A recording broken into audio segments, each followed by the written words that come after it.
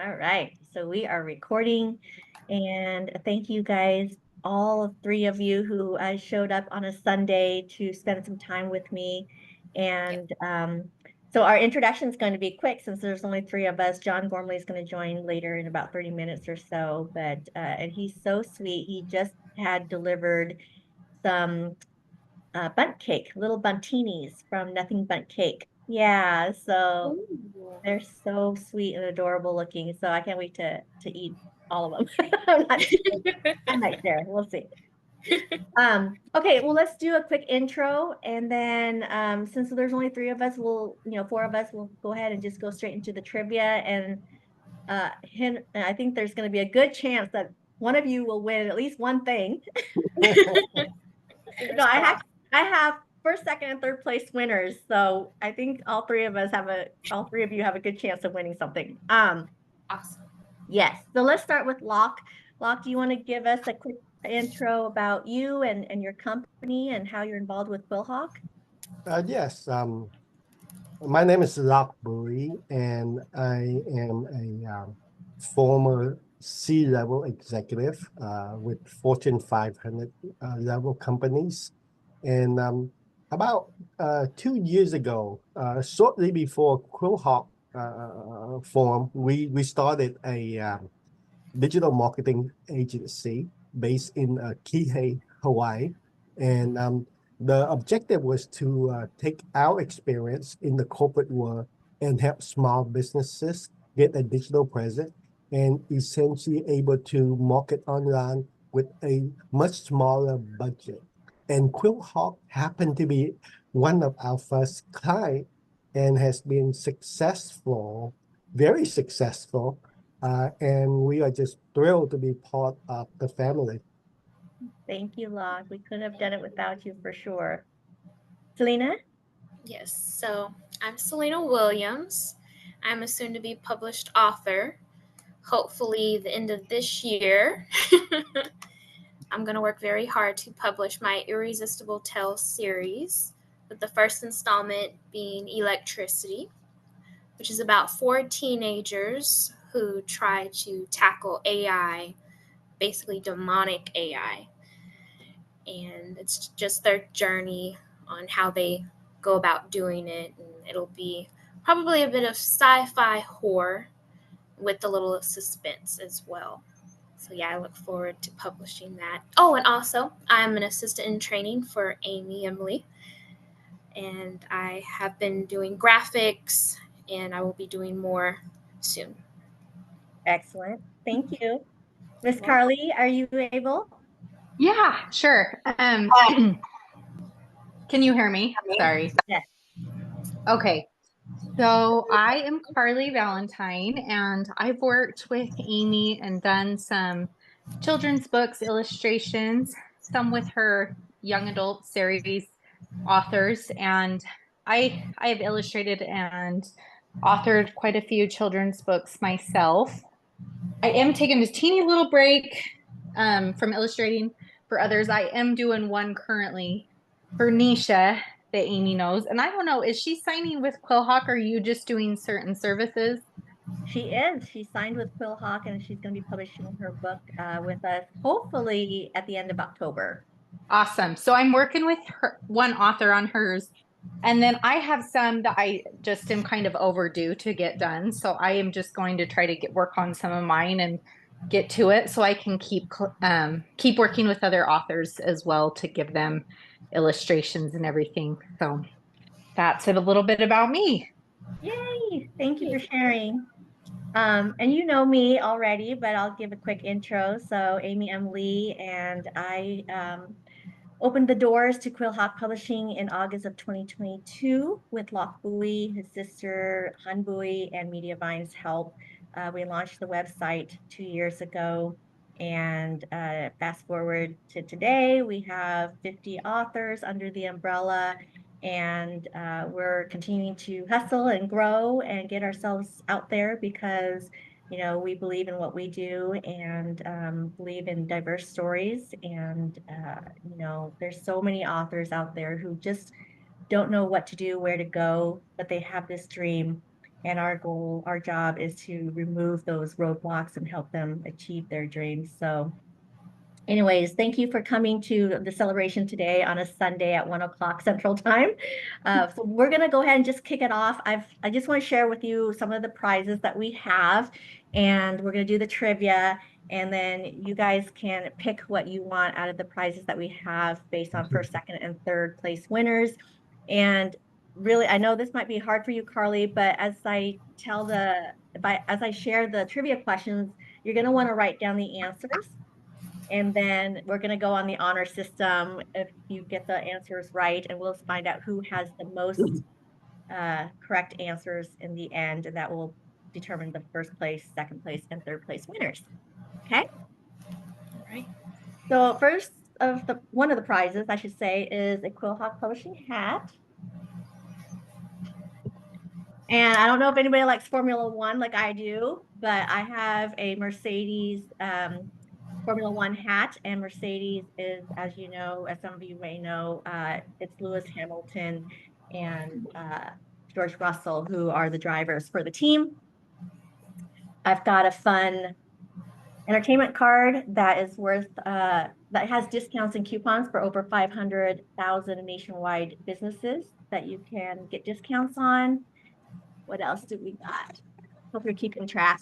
We got an entrepreneurial mug. Ooh. Yeah.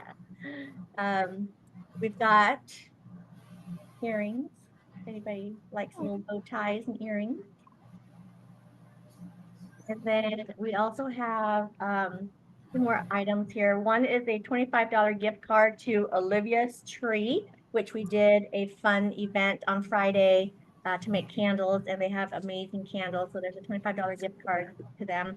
And then one of my favorite books is The Women by Kristen Hanna. It's her newest book, and it's women's fiction, which I write women's fiction. So of course I had to share this book. All right, so off we go. You guys ready to do the trivia?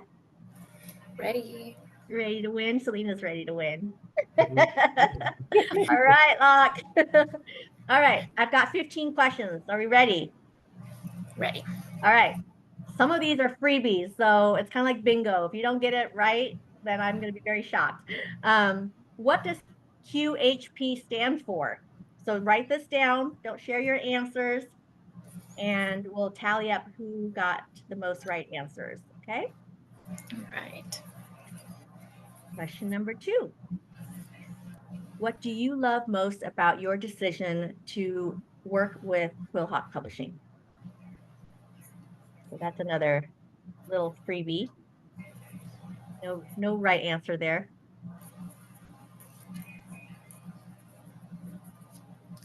Okay, now it gets harder. What country is Amy M. Lee from? I would never be able to guess. Question number 4. Name the author who wrote New Jersey Girl. Oh.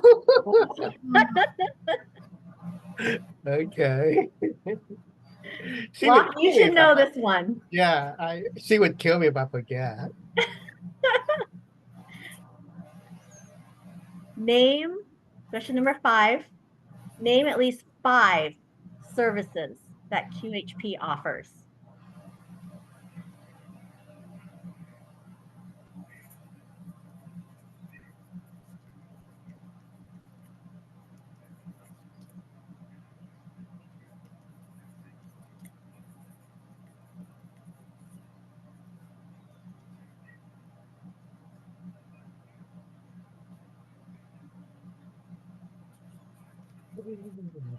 I wrote them all up, and now I am having a hard time. Pressure, right?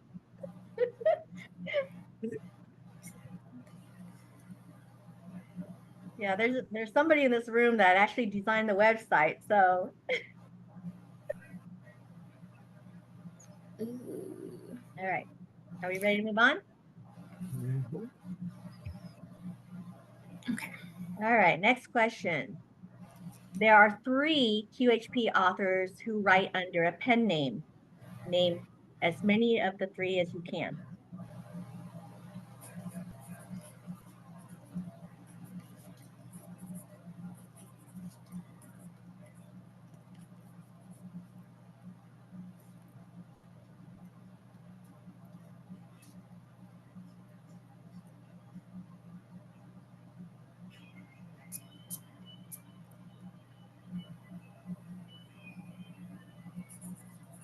who's the third one?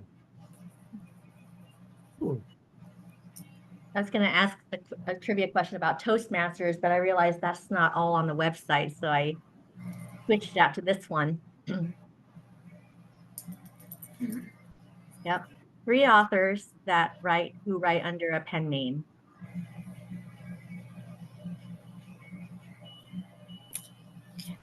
All right. And we can go back if you need a little bit more time. Okay. Question number 7. Name the QHP partner company that offers services such as book trailers, logo design, website design, author promotion, and more. I know this one. I hope so.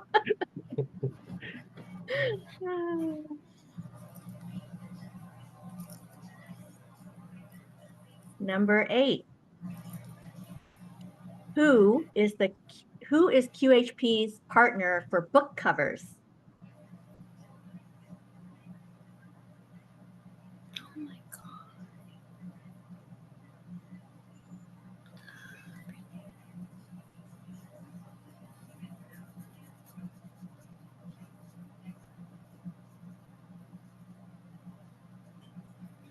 Okay. Number 9. Who are the 2 QHP partners for children's book illustrations?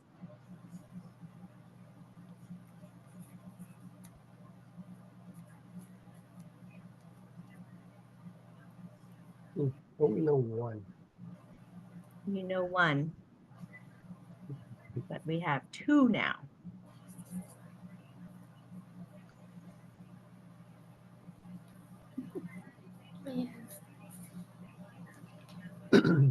Yeah, Okay, I don't do the update anymore, so that's why I don't know. don't stress out. You'll probably still win a prize. Number 10. Name QHP's 3 voice actors.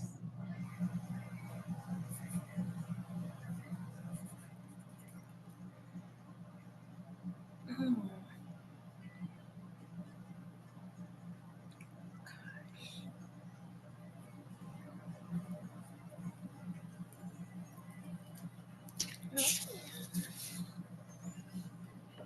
I can't remember their name. I I remember know, one. yeah, I know who they are. I just don't remember their name. Mm-hmm. I know one. I think you know who that one is. I think I know who that one is that you're thinking of. Might be the same one too. Probably. Well, maybe not. I don't know. Okay, number 11. Which blog post on the QHP website is your favorite and why? That's a freebie.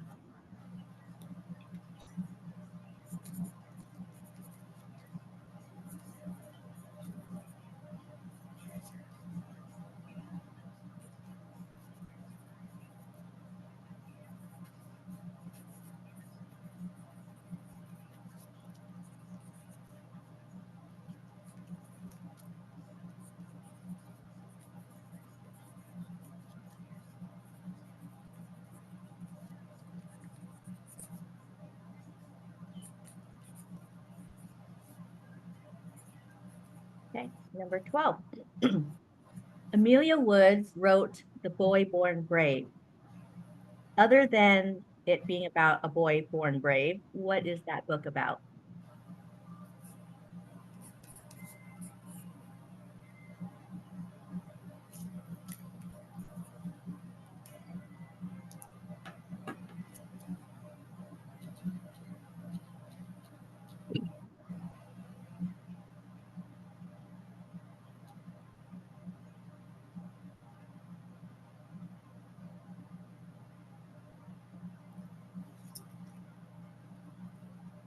Okay, number 13. Name an author whose first name starts with a letter between V as in Victor and Z as in Zendaya.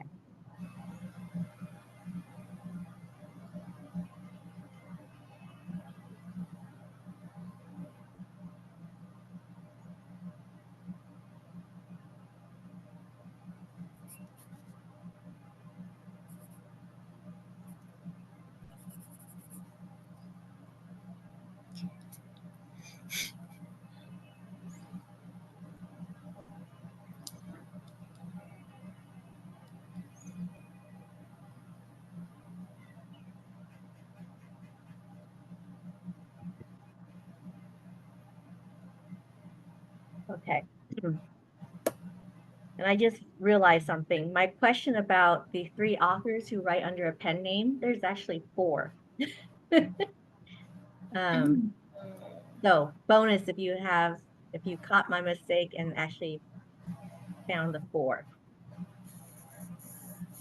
Okay, 14, question number 14. True or false? The founder of Quillhawk Publishing participated on the TV series Survivor.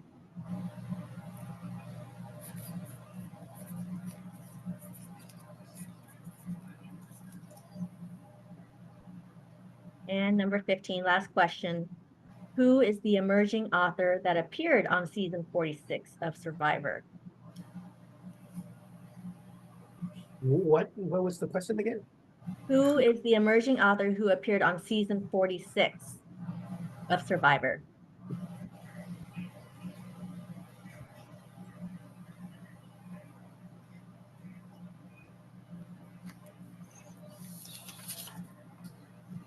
Okay, so we'll go over the answers and you guys can keep track of how many you got right. And then I would love for you to share some of your answers too for the pre-form questions. Okay, so first one, what does QHP stand for? Quillhawk Publishing. Yay, give yourself a point for that. 1 point. What do you love most about your decision to work with Quillhawk Publishing? If anybody wants to share. Besides interacting with Amy, interacting with other authors and their viewpoint, and it's just, very exciting to see how people think. Yeah, basically. I agree with Locke.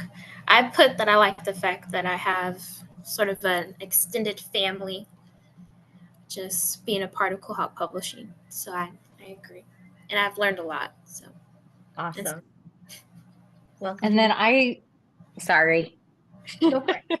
Go for it. So I just put similar to work with a great set of people and a good community. And then it's also, for me, it's confidence building, because until I started with Quillhawk, I never illustrated for other authors. And I didn't know if I was good enough to do that, to be quite honest. Well, I think you are, and that's one of the reasons why I was like, Carly, you have to join our team as a partner. So thank you for doing that, and I can't wait for more illustrations from you. Okay, thank you for sharing. Give yourself a point, obviously, for that. And then question number 3, what country am I from? Vietnam. Is that a question or is that a statement? Yes, I'm from Vietnam. I don't know why I was hesitant, but yeah. Like, I know you're from Seattle too, but I'm like, you're definitely from Vietnam. I'm going to tease you, Selena, because Seattle's not a country, but oh, yeah, well. Oh, I love you. Forgive me. No, I wasn't going to go there. I was going to let that slide, but you went for it. Selena knows me. I tease her. That's kind of the job hazard of being Amy's assistant, because okay. United States is the country. I know. I know you know. Question number 4. Name the author who wrote New Jersey Girl. Michelle Salmon. Yay! Yep, 1 point for Michelle Salmon. I did not. Anybody know where Michelle lives? New Jersey. Very good. Good guess. Yeah, so New Jersey Girl is a middle grade coming of age kind of book that is about a girl who moved from California to New Jersey, loosely based on her experiences and some of the things that she had to go through. I think the new girl. Okay, so question number 5, name at least 5 services QHP offers. Anybody want to offer their answers? I put screenwriting or script writing, those, line editing, website building, illustrations, and ISBNs. Those are services as well. Yep, perfect. What about you, Locke? Anything? My list was editing, audiobook, publishing, ghostwriting, cover design, and ISBN. Super. Carly, do you have anything I different? I put editing, illustrations, marketing, website, cover design, and proofreading. Love it. Perfect. Yes. We kind of do it all. And if we don't know how to do something, we definitely have partners that help, or we have networks and connections, or at least a lead that we can always defer people to. But so far, I would say that we're pretty much a one-stop shop. Okay, number 6, there are 4 QHP authors. I originally said 3, but there are actually 4 who write under a pen name. Name as many as you can. Go. Patrick. Yeah. Angel Adams. Those Yep. are the 2 I know. Super. Um, yeah, that's really it. Gosh, yeah. And just that guy I that put does you. distribution. Yes. I put you for best stop buddies, and then I put Pat Wilson. Oh, yes and no. So I guess that would make it 5 because Pat Wilson does write under Eileen Hobbs. Yeah, you know what? I sent her something the other day and I put Pat Hobbs. Yeah. It's just like one of each. Okay, I feel like I should ding myself for a point for that one because you're right. With bus So stop Pat buddies. Wilson, yeah, she writes under Eileen Hobbs, and then Amy Lee writes under Adam Angel. We have John Gormley, who writes under Patrick Greenwood. We have Alex, who writes under Xander Thomas. And then one of our newest authors is a Vietnamese gentleman in Houston, Thương Pham, also known as Tho Thu. So I know that's a hard one, but he writes under To Tu as his pen name. For Moc Quay, which is Dreaming of Homeland, the poetry book written in mostly Vietnamese with some English. So give yourself all a point because Amy kind of screwed that one up. And Yeah, you actually wow. have 6. Do we have 6? Yeah, I publish under a pen name on Amazon. Okay, that's true, but you're not one of my authors. You're one of my partners, so that doesn't count. What is your pen name, Locke? Bora Molly, I think. You don't remember? Your pen name is Bora what? Bora, Bora, Merle, Merle. Oh, Merle, Merle. Is it the coloring books or what are? Yeah, the coloring book. Okay. Okay, everybody look up Bora Merle. That's Locke Bowie. Okay. Name the QHP partner company that offers services such as book trailers, logo design, website design, author promotion, and more. Media Vines. Media Vines. Ding, ding, ding. That is correct. Boy. Locke, did you get that right? Good. Okay, number 8. Who is QHP's partner for book covers? Carly Valentine? No, No. no. Isn't it Virginia something like with a G?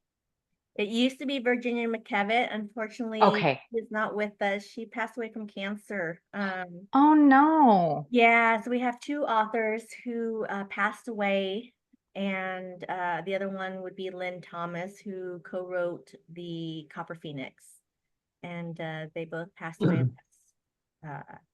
last year from cancer. So, but the answer is Ava Wood with Fins and Feathers Designs. She's our brand new book cover designer. We were working with a couple others, but officially we partnered with Ava. Okay. Number 9, who are the 2 QHP partners for children's book illustrations? Carly and Charlie and Did Selena say she did? she's doing illustrations, or did I mishear? Oh no, I No. don't do illustrations. Who knows? Maybe one day, but a little artsy. Tata Carmona is our other book illustrator, children's book illustrations. Okay. I saw that. Name our voice actors. I know. D. Brett. Yep, Dee Britt's one of them. I know the guy, but I can't remember his name. Mm-hmm. That What would be about Ann Fan, or however you say it? Ann Fan, Ann Fan? yeah. So Ann Fan actually, she used to be one of our authors, but then she had to remove herself from that because she's busy acting. And she did do the narration for Snow in Vietnam, which is amazing, but she's not officially one of our voice actors. Gotcha. Yeah, Charlotte? she was only open to my book, but not everybody's else's books. Yeah. Is Charlotte one of them? Yeah, Yep. Charlotte. Yep. So Charlotte Chu, who's based out in the UK area, she did Bus Stop Buddies, and she's looking to do some more for our authors. And then Heath Martin in Seattle. That's who Yes, Keith. Heath Martin in Seattle. He's amazing. So our three partners for voice acting are Heath Martin, Dee Britt, and Charlotte Chu. Okay. Here's a free one. Which blog post on the QHP website is your favorite and why? Mine. I have a blog. Well, yeah, I do have a blog. Mm-hmm. It's your Okay. interview blog. Yes, my interview blog. So I'll choose that one because I really opened up to everybody about my life and what happened with my mom and her background a little bit. So I really enjoyed doing that interview or questionnaire. Yeah. I did. I love it too. So everybody read Selena's blog. She does open up a little bit about her struggle and the things that she faces, you know, and what propelled her to today, where she's going to be writing sci-fi. Anybody else want to share? I just kind of made it generic. All the interviews with the authors, I really enjoy reading it. It's been a while, so I don't remember the details of each of the interview, but I remember I did enjoy understanding more about the in-depth behind the scene of, what the authors draw from. So that was very insightful. Love it. Thank you for sharing.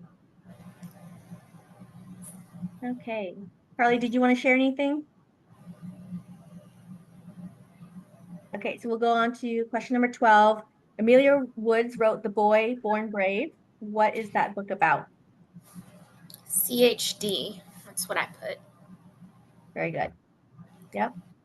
It's about congenital heart defect and specifically her son who was born with CHD and about how all the things that he has experienced is because of his bravery and it showcases other CHD warriors too, heart warriors too. So that's a beautiful book. Okay. Name an author whose first name starts with a letter between V and Z.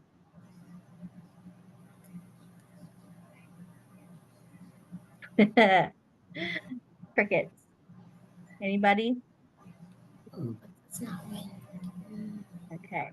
So the answers are Vin Austin with It is. Wicked Kitchen.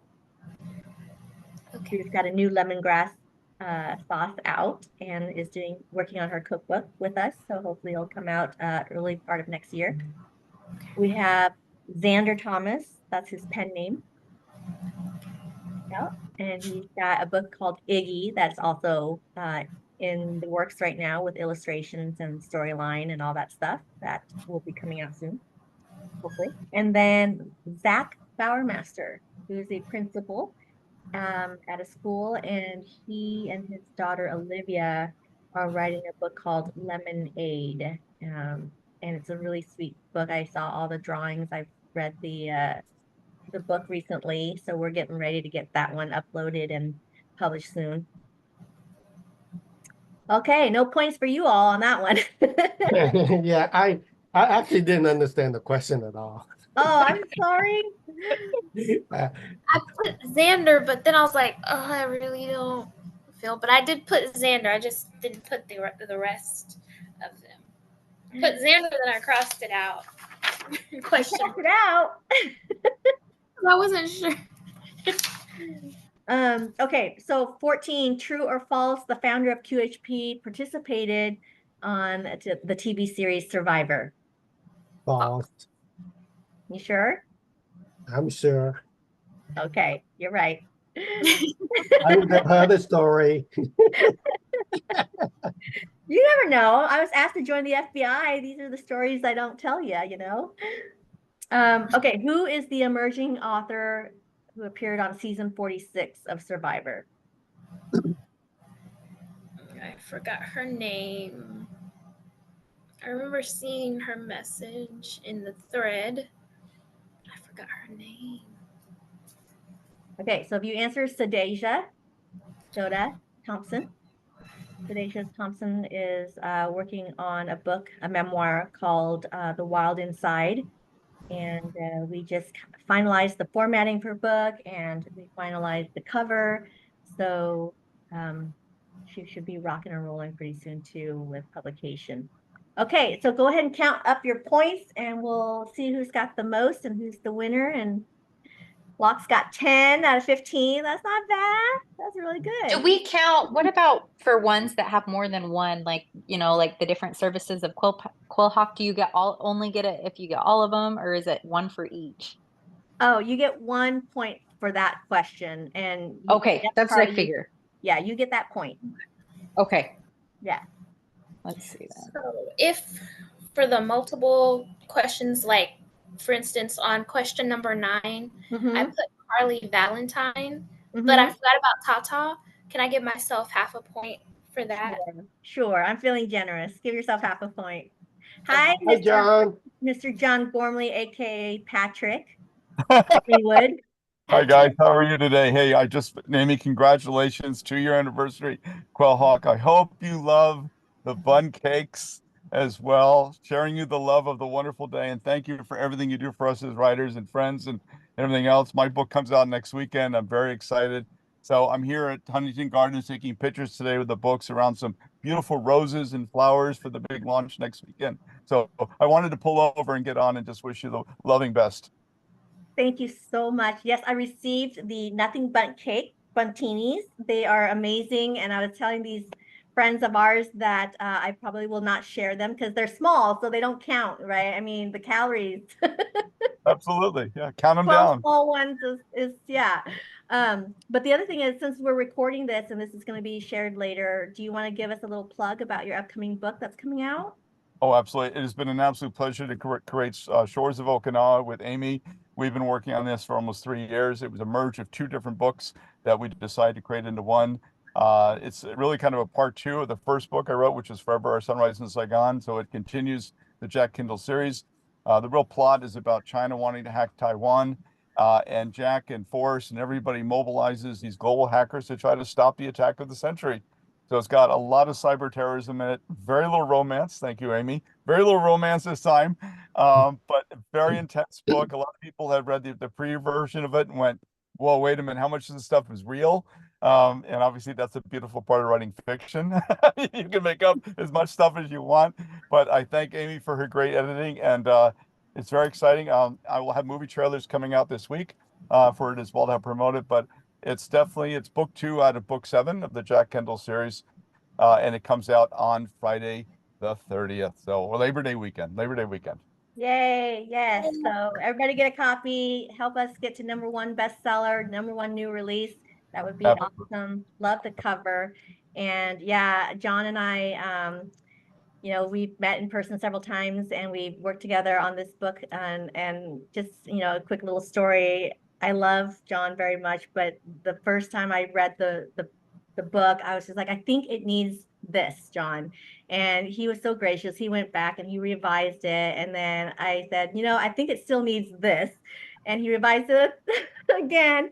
But then he gave me what I wanted. I wanted more cyber and less romance, less, of the sizzle, but more of the angst of cybersecurity and hacking. So thank you so much. I love it. So, okay, well, it looks like Locke is our winner with 10 points. Selena and Carly, you guys I'm gonna tied drop. for nine I'm and a gonna half. drop. I've got it. Okay, and I you got go my. do your thing. I do, but love you, dear. Thank you so much for And everything. thank you so much. Bye. Hey Be guys. safe. Bye.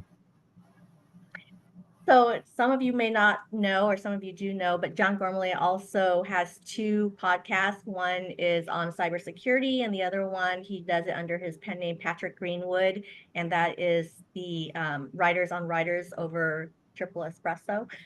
And that is an amazing podcast. He's got so many followers, and he interviews authors. He also does book reviews. And he's very open to supporting the QHP authors. So if anybody ever wants to be on his podcast, just go to his website, cyclewriterllc.com. You can fill out this form, book time with him. He will actually buy your book, read it, and have an amazing conversation. He's a great interviewer. But anyways, but in return, hopefully you guys can also read his book and write him a lovely review. Okay, so Locke, what would you like to win as your prize? And I will ship it to you, honey. We have the hat from Formula One. We have a pink QHP author hat. We have a candle $25 gift card. We have earrings that are the bow tie, and we have the mug. We have entertainment card, and then we have the women. So, I'm gonna go with the earrings. Earrings? Okay. Are they for your daughter? Yeah. That's so sweet. That's so sweet. Okay. Carly, why don't you go next and tell me what you want, honey? I will do, let's see. I think I'll go with the pink quilt hawk hat. Yay!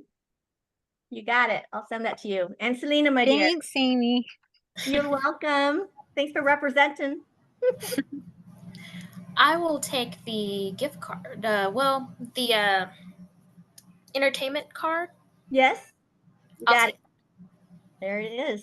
So Yes. this is pretty cool because it's like I said, it's got coupons and discounts for over 500,000 places nationwide. And there's some local ones here, like Eddie's and Main Event and yada yada. So I will send those to you. And look at that. We are early. So if there's anything else you guys want to share, then feel free. Otherwise, I'll give you guys some time back, and I'll make sure I connect with you guys to send you your stuff.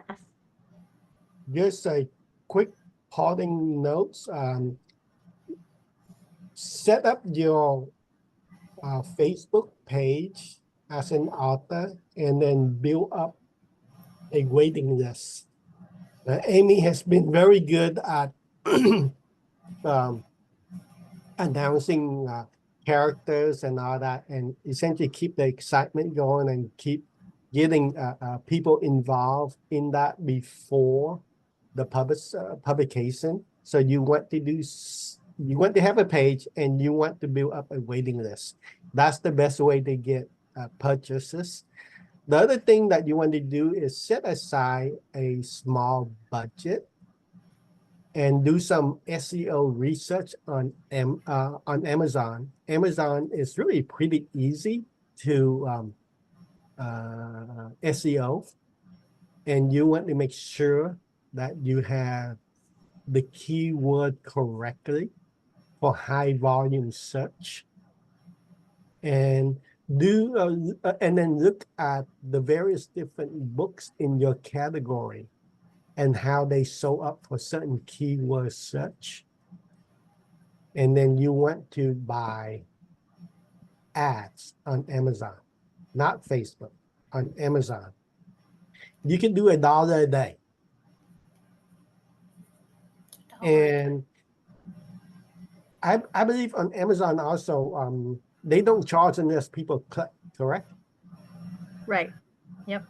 So imagine spending $1 a day and you essentially getting a digital billboard. That means on all the social platform and on all the search platform, what people do is they do shadow banning because they want you to spend money on advertising.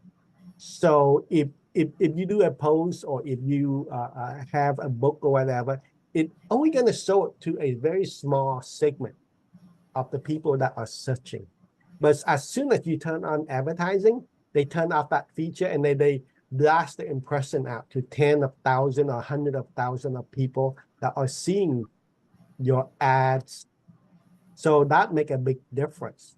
And it also help on Amazon. What you buy in terms of search word also help you rank organically. For example, if you buy the search word for fiction, historical woman novel, for example, okay, and Amazon, unlike Google, will rank you organically because you buy the ad.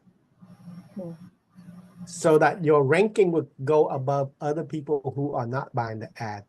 So essentially buying the ad is more like training the AI algorithm to associate what sort of keyword to be associated with your book.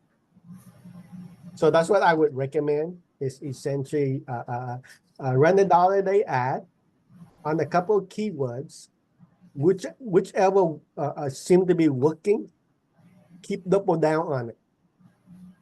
Yeah, okay? and So, we would only do this if we have a book that's pre-order or actually published, right?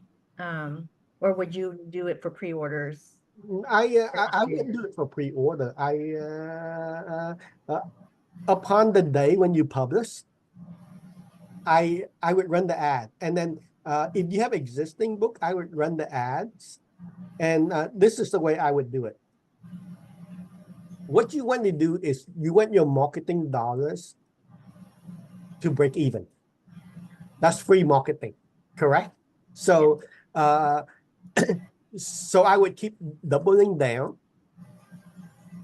to break even, and I stop, right? Then I go on to the next keyword and see how that run.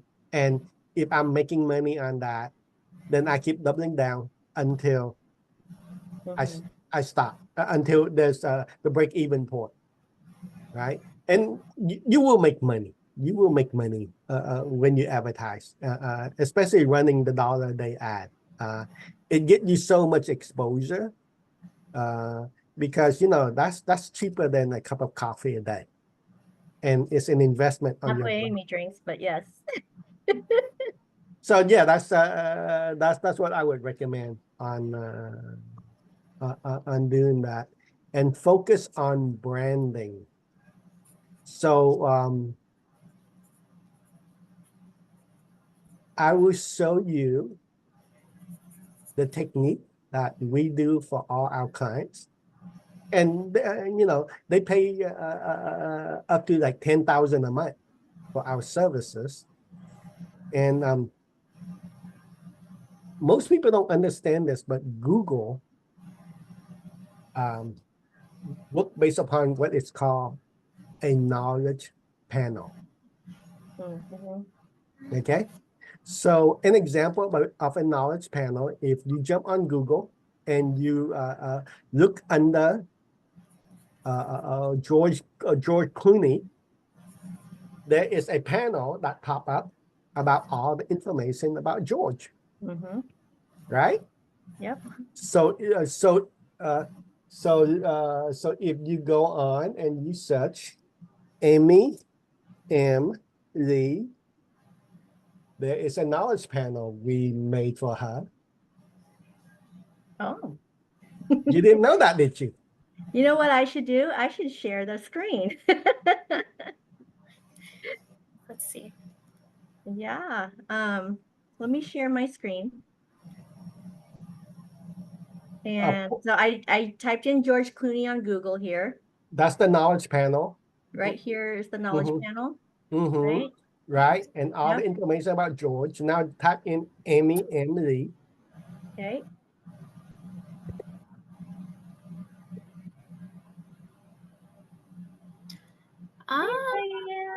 So okay. this is better than Wikipedia. Remember you wanted to do I Wikipedia? did want to do Wikipedia, but that's a whole nother beast, isn't it? Okay, so Google work based upon entity, people, places, or thing. Okay, so on individual, the knowledge panel is like this. Now if you type in Seattle, Washington, Seattle. That's the knowledge panel on the place, right? Yep. Now if you type in Quill Hawk Publishing,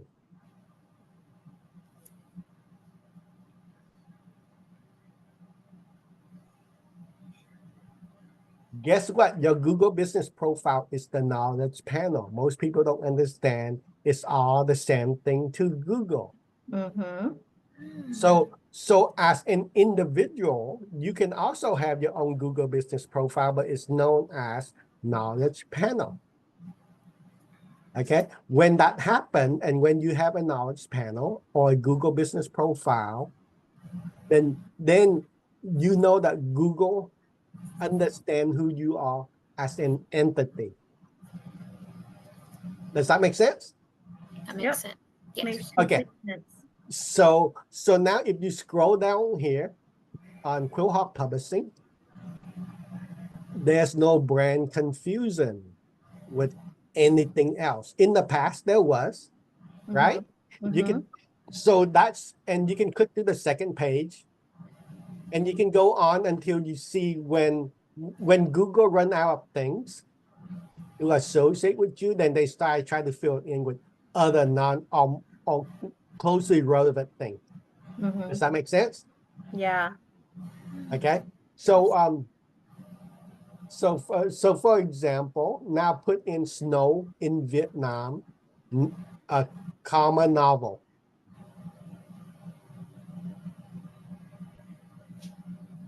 There you go. You have your knowledge panel, Mm-hmm. right?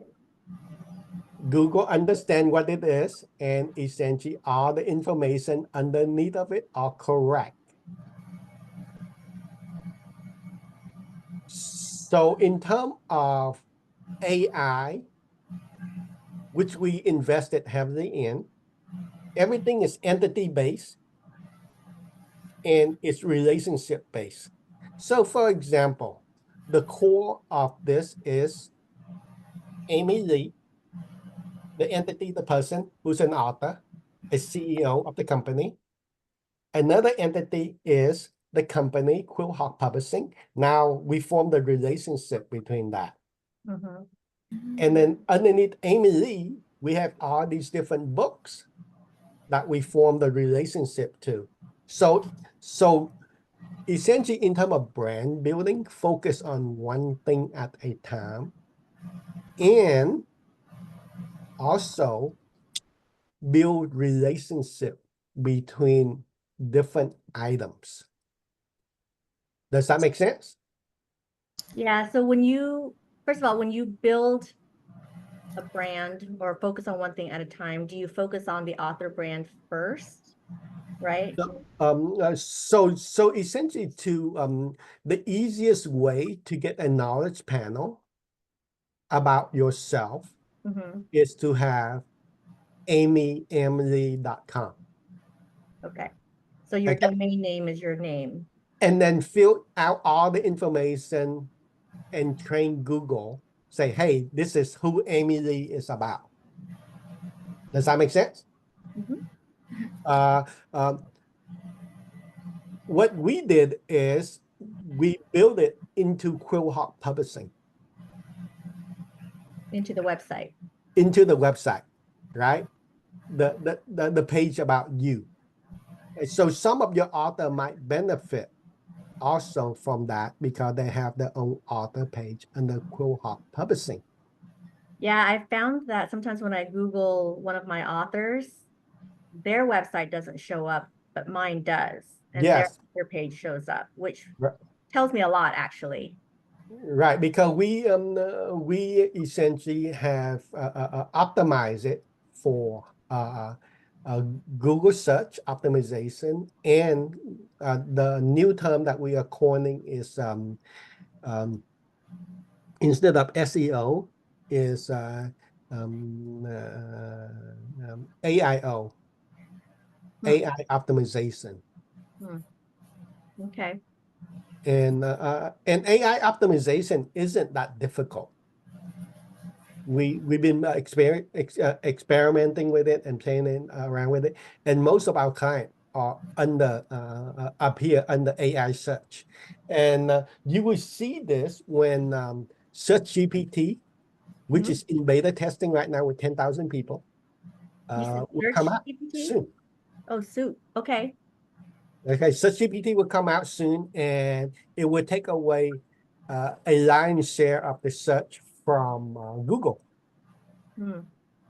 But everyone is looking to monetize it. We kind of double down on AI and push it and experimented a lot behind the scene with all of our clients and trying to get them to rank in both SEO and AI. So yeah. So what you do also, Amy, help, because you are very actively posting on all the social media platforms. And that essentially send a lot of digital signal to Google about the various different things. But remember to focus on every post with intention and what is it that you want to leave a digital footprint for. Does that make sense? It makes a lot of sense. And actually, I posted a update recently from our time with Olivia's Tree, you know, the 2-year anniversary celebration. I went into my Google profile, did an update, and I put in, you know, the location, I put in indie publishing, the name, co-op publishing. So to your point, which is what I learned from you, was to have those key elements so that you can train Google to tie those together. So it associates, right? Right. Yeah. Most people understand the value of SEO, but they don't understand the value of digital asset. So when we sell to our client, we essentially don't focus on SEO. We focus on explaining to them that we would help increase the valuation of their company through digital asset and digital real estate. So imagine, yeah, let's take a look at that. Of course, Serena would come up first. That's something I'm gonna have to beat is Serena Williams. You can't beat Serena right now, honey. No, but it's Selena, and it's so up Serena because Yeah. but like for example, I should change my name. I should go no, under a name. So Jennifer Mangini just joined us. I'm gonna Google her and see what we come up with. There she But do is, you right think there. that would be a problem for me? My name being so similar to Serena. It just means your author brand is not as strong as Serena's right now. But it doesn't mean, you know. Yeah, don't change your name. Yeah. Okay, keep my You name. be you. I will. Thank you, Jen. Yeah. You be you, be your authentic self. I mean, if you want to write under a pen name, that's one thing, but yeah. focus on branding yourself. Mhm. Focus on branding yourself. Buying a domain under your own name is not that expensive. Okay. So can you search by hashtags on Google? I'm just curious. I guess you can. You can, but you essentially don't need to put the hashtag in it. You just hashtag is essentially for social media, and it started out in Facebook as a way to as a filing cabinet to categorize things. Does that make sense? Yes. Yeah. So welcome, Jen. We did our trivia questions, and Carly Valentine hopped off afterwards, and then John Gormley popped in to say hello and a few things before he had to pop up. But the three of us are here, and Locke was kind enough to give us a little lesson, little tips on how to improve our branding and marketing our books. And we talked about Amazon ads and that kind of thing. So Lockbuoy is with Media Vines, and they are a huge part of the Quillhawk Publishing success because they built our website and they really partner with us to get our company brand and our knowledge panel and everything else up and running. So Nice.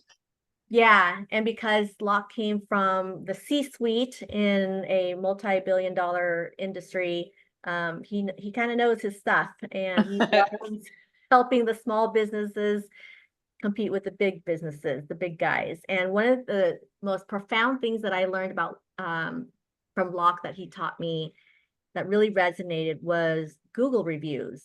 As a small business owner, trying to get a Google business review is hard, but it helps us to thrive because you want to treat the reviews as if they were advertising spend, right? So I think Locke said, like, for every 5-star review you get, it's worth like at least $1,000 on advertising spend on Google. Nice. Yeah. So on that note, Amy, type in publishing in Oklahoma. Pushing in. Okay. So there's There you go. Self-Publishing by Maurice and Quillhawk Publishing by Amy. Don't know about this one. So you rank number 2 in Oklahoma. Yeah. Mhm. So I'll just, if I can just break in for a second. So this is actually what I did. I wrote self-publishing or publishers in Oklahoma, and came up with, I don't know, there was like 5 or 6, and then I sent emails to everybody, and I got, I think, 3 responses, and then Amy, of course, you were also recommended by somebody, I don't remember who now, but no, it was anyway, so that's how I ended up getting to talk to you, was because I was specifically looking for a publicist within Oklahoma. And so I think that's really cool that that you're number 2, because I think you were like number 5 when I did. I mean, it's amazing what 2 years has done for us in terms of ranking on the digital real estate here in Google. And again, that's thanks to Locke and his team, because if anybody's looking to turn this into a business, and you should treat your entrepreneurial journey as a business if you want to sell your books, because we spent so much time writing it, why not promote it and sell it too, right? Make some money. But their team is really good about doing that. And as you can see, like, I went from number 5, well, I went from not even being on the first page, to number 5. And then it fluctuates between 1 and 2 now. Maurice with Self-Publish Me, we kind of go back and forth between the 1 and 2 spot. And Self-Publish Me is not really a publisher. They are services for authors company. So, but we have it under book publishing. And Oklahoma Academy Publishing, I don't know what they are. They're in Hera, Oklahoma, but I wonder if they're more just, like that, just academics, textbooks and that kind of stuff. We'll have to do a little digging on that. So yeah, remember, Amy, when we first started, we only focused you on Edmond, Oklahoma. Mhm. And it seems strange to people, and even with clients right now, when I start out, I say, where is your business located? And we want to dominate that location. If you cannot dominate your own brand and your own location, Google will not expand you. Does that make sense? It's about building brand prominence for your own brand. Brand prominence meaning when you search under your own brand, everything that Google show up is your brand. The easiest thing to do that is be consistent and say, hey, Quill Hawk Publishing, set a website, a Google business profile, a Facebook account, still Quill Hawk Publishing, Twitter account, everything consistent, then you will be able to push everybody out and have your brand dominate on the first 2 to 3 pages of Google. So once you do that, then Google understand your entity and say, hey, this brand is for real. They are serious. They are working on it. They are across all platforms, and all their information are consistent, and their branding are consistent. The next thing you want to do is tie on to your location. So you go from brand to location. So you go from entity to entity, right? Entity are people, places, or things. So you build that association between the main entity and all the other sub-entities, and teaching Google one step at a time, these things are associated. So what I would highly recommend all authors to do is buy their own domain and build up a knowledge panel, because it's their own brand that is the most important thing. So that's the easiest thing you can do, is buy your own domain, set up a simple website, giving your background history, whatever the thing is, training Google on who you are, and essentially push through all the noises. Selena, once you do that and you search under your own name, it would no longer show up Serena Williams, because right now Google is confused and say, hey, did they misspell that name? Yeah. Because there's no one else on there that's prominent. So Google is trying to give people the search intent. Hey, is this person intending to search for Serena Williams and they misspell, right? Right. That's exactly what's happening. Let me see.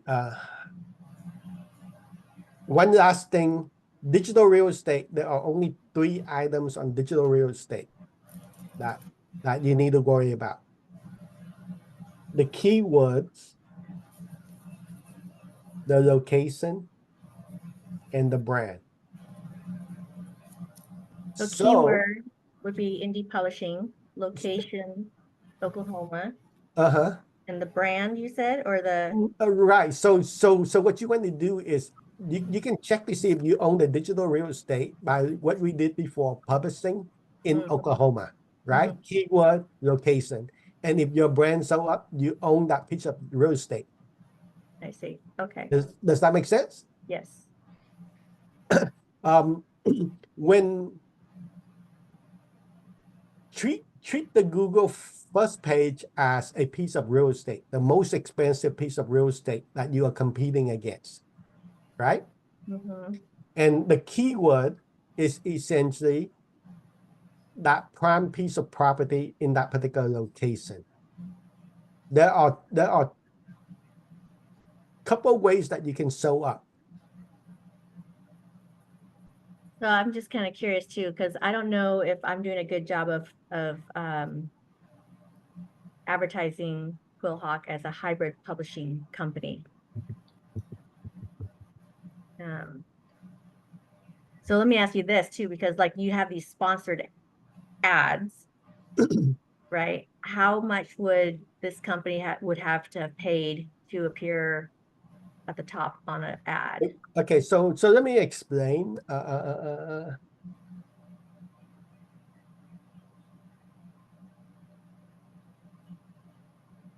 And so we're going into a little bit more than what the celebration meeting is for. So if you feel like you need to drop off, feel free. But I will continue to record this because I think it's not often we get Locke's time, and he has a lot of knowledge to share. And I always feel like it's so valuable that if we record it, maybe some of our authors will benefit from some of what he's teaching us today. Yes. Absolutely. And welcome, Jen. It's good to have you. Hi. Hi. I forgot about the time change, or not time change, but the fact that, you know, everybody isn't just in my time. Oh. So I was like, oh no, so that's why I was a little late. But I'm glad that you guys had a good time, you know, with the little, you know, Trivia. yes. Yeah. And it looks like you guys had cake and everything when you made candles, and that's awesome. And I think that Locke is definitely a great asset. And so I'm gonna just listen to what he has to say. Fantastic. Yes, and we are recording this, so we'll make it available for our partners and our authors. So I'm going to go through this very. I give education seminar to local businesses to help them. So if you can able screen share, I will share my screen. Yes, on we'll this stop app. sharing. And we'll give you the co-host.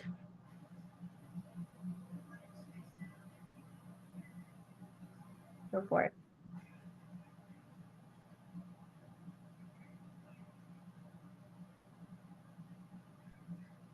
While we're waiting, everyone, Jen is writing a book about her time here. Well, she was in the Army and she was called in after the Oklahoma City bombing to do some important work after the fact. And we can't wait to share her book with you all. Great. Very interesting. Yeah. So And can Jen you has see been- the can you Yes. see the screen? Yes. Okay. So this is kind of like a local SEO overview that I give. And we all know this. People are now living in an online world. The way people discover, evaluate, and trust local businesses has changed. They do local Google search, not traditional advertising, online review, not recommendation. We live in an Amazon economy where people base purchases on reviews. How many of you have gone and bought stuff on Amazon and you look at reviews? Two same item from China. One have 5,000 review, the other have 10 reviews. The one with 5,000 review, exactly the same item. A few dollar more, you buy that 5,000 review. That's the trust factor, right? Mm-hmm. And then the other thing is, yes, think of social media as billboard. Okay, that's where you get your cold lead. People are not looking for your services on social media. You are forcing it onto them. So think of it as a way to build brand awareness on social media, right? So once you get the cold lead, you have to have the sequence to nurture them into warm lead, right? We often measure with the sales funnel, top of the funnel, middle of the funnel, and bottom of the funnel. Top of the funnel is brand awareness, which are essentially all the social media thing that we broadcast out there. Middle of the funnel is essentially warm leads where people start considering the service. And then bottom of the funnel is when you have the conversion. Or for local businesses, people with a broken pipe, or people that need to have their house cleaned for a open house. They need that service. So what are they going to do? We all do this. We jump on Google, right? We are ready to purchase. In real life and online, it's the same thing. Most people don't understand this. I know, Amy, you do a lot of networking.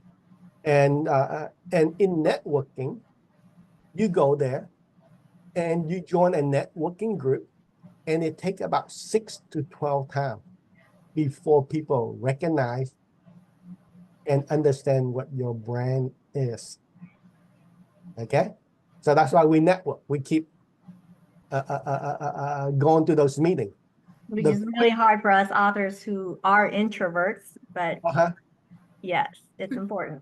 So the quickest way to go from have to attend 12 meetings before people understand is go in there and evaluate who might be your top candidates and schedule one-on-one with them, have a coffee. Okay. Okay, that immediately provide you that shortcut right away. Okay, now that person know you. Okay, and get personal, share personal story. Yeah. And that's the easiest way, because people have a harder time saying no to someone that they know and empathize with, right? Don't make a sales pitch. Say, give and ask. My ask is this: if you know anyone that own a cleaning service company that need digital marketing, tell that person, Selena Williams, to call me. That's my ask. Okay, you see what I mean? Yes. Yes. So you're not asking and putting that person on the spot because they did a one-on-one with you. You identify a niche that essentially they can help you with based upon your assessment of what they do. In networking, local networking is very effective, but people don't know how to do it. You join a group and typically there's about 30 people. You need to be able to have the skill to assess who have the connection with the adjacency in the contact sphere that can benefit you. Does that make sense? Yes. For example, if I'm a roofer, right? And I join BNI, and I look at the group and I say, hey, the person that can help me the most in this group, I identify 2 sphere of contact, the HVAC guy and the real estate guy, as the 2 highest potential that would refer me. So those are the 2 guys that I would spend most of my time on and try and get referral for them. In order to get a referral, you have to give them 2 referral before you expect 1. Pay it forward twice. Does that make sense? Yes. Okay, and don't expect anything. But those are some of the shortcuts that you can do and get business immediately through just local networking. Okay? Okay. Yes.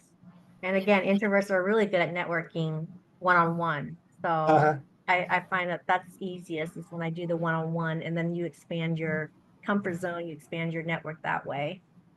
Right. So if you take a look at the axes in terms of getting leads, because this is all about getting leads, is the networking, right? Which is the first one I talked to.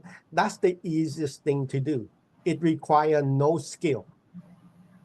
It really requires no skill except some of the basic stuff that I just taught you guys. And it only requires you selling one-on-one. You're able to sell something to just one person, and the requirement is that person have to like you and trust you, right?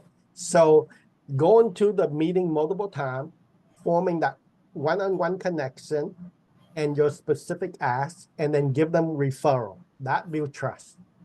So And let me ask, well, I'm going to put Jen on the spot here. Jen, what local community organization or whatever do you think you can tap into to start promoting your book and your brand and bring them along the journey so that you can sell to them eventually, right? Your book.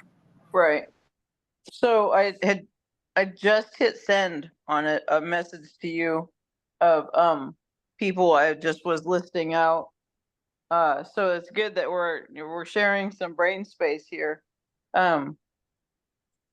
But yeah, I've got I have a pretty good gathering of different organizations there, or at least people who we can get a hold of and start really gathering some momentum.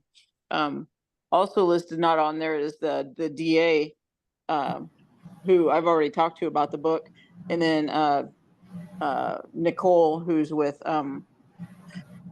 I think she's with just like human resources or DHS type stuff in Oklahoma. Yeah, But yeah. yeah, Let's get you out here to talk about your book and be a speaker. Yeah, no, that's Cindy, and that's with the veterans Yes. the veterans diversion the veterans diversion court. But yeah, I've got several people that I've started at least talking to, or at least reconnected with. But That's great. yeah, my mind's going through a whole lot of people, but really good information. I'm glad I jumped on today. But Yeah. And Selena, you've got a network too that you can tap into, you know, going to the like OCWI meetings, going to conferences, going to you know, sci-fi author meetings or conventions. So yeah. Good. A lot Selena, of yes. Selena, what is your book about? So it's a science fiction book. It'll be YA.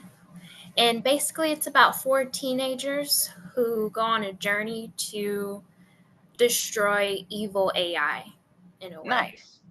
And it just follows them along the entire way. I haven't finished it yet, but I have huge plans, big ideas, and I can't wait to finish them so everybody can see it and, well, read it and hopefully see it one day on the big screen. Heck yeah. Start branding. Yes, Awesome. branding. Absolutely. Locke is here. Okay, floor is back to you, Locke, if you would like to share. Sure. Did you guys see the new slide with experience income content regeneration engine? Yes. Yes. Okay. So this is what I was talking about. The the level of experience you have in terms of skill level, and then the amount of money you can make depend upon this. And there are 4 different type of lead generation. The first one I talked about is networking with that referral one-on-one.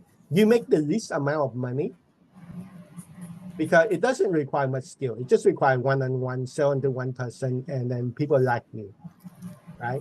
The next one, which I talk about, is identifying that sphere of adjacency. And then now you getting their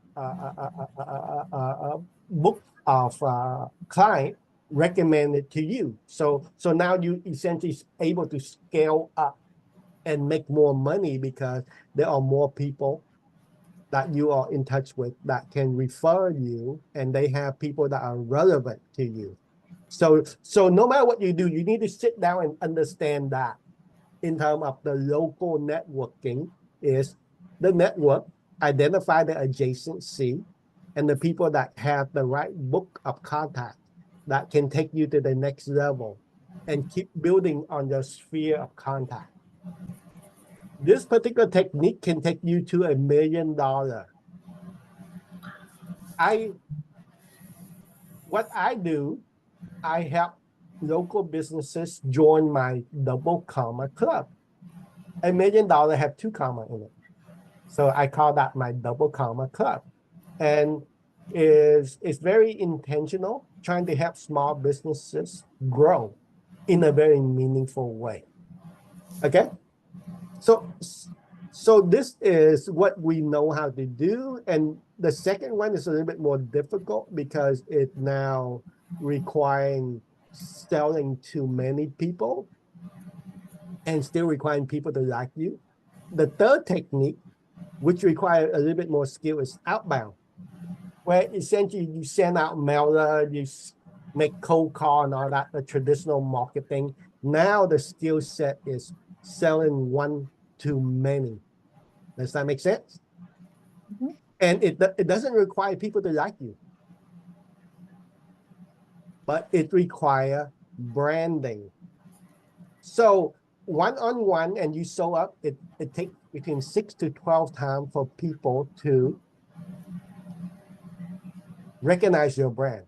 Guess how many times does it take online for people to recognize your brand? Well, One. Huh?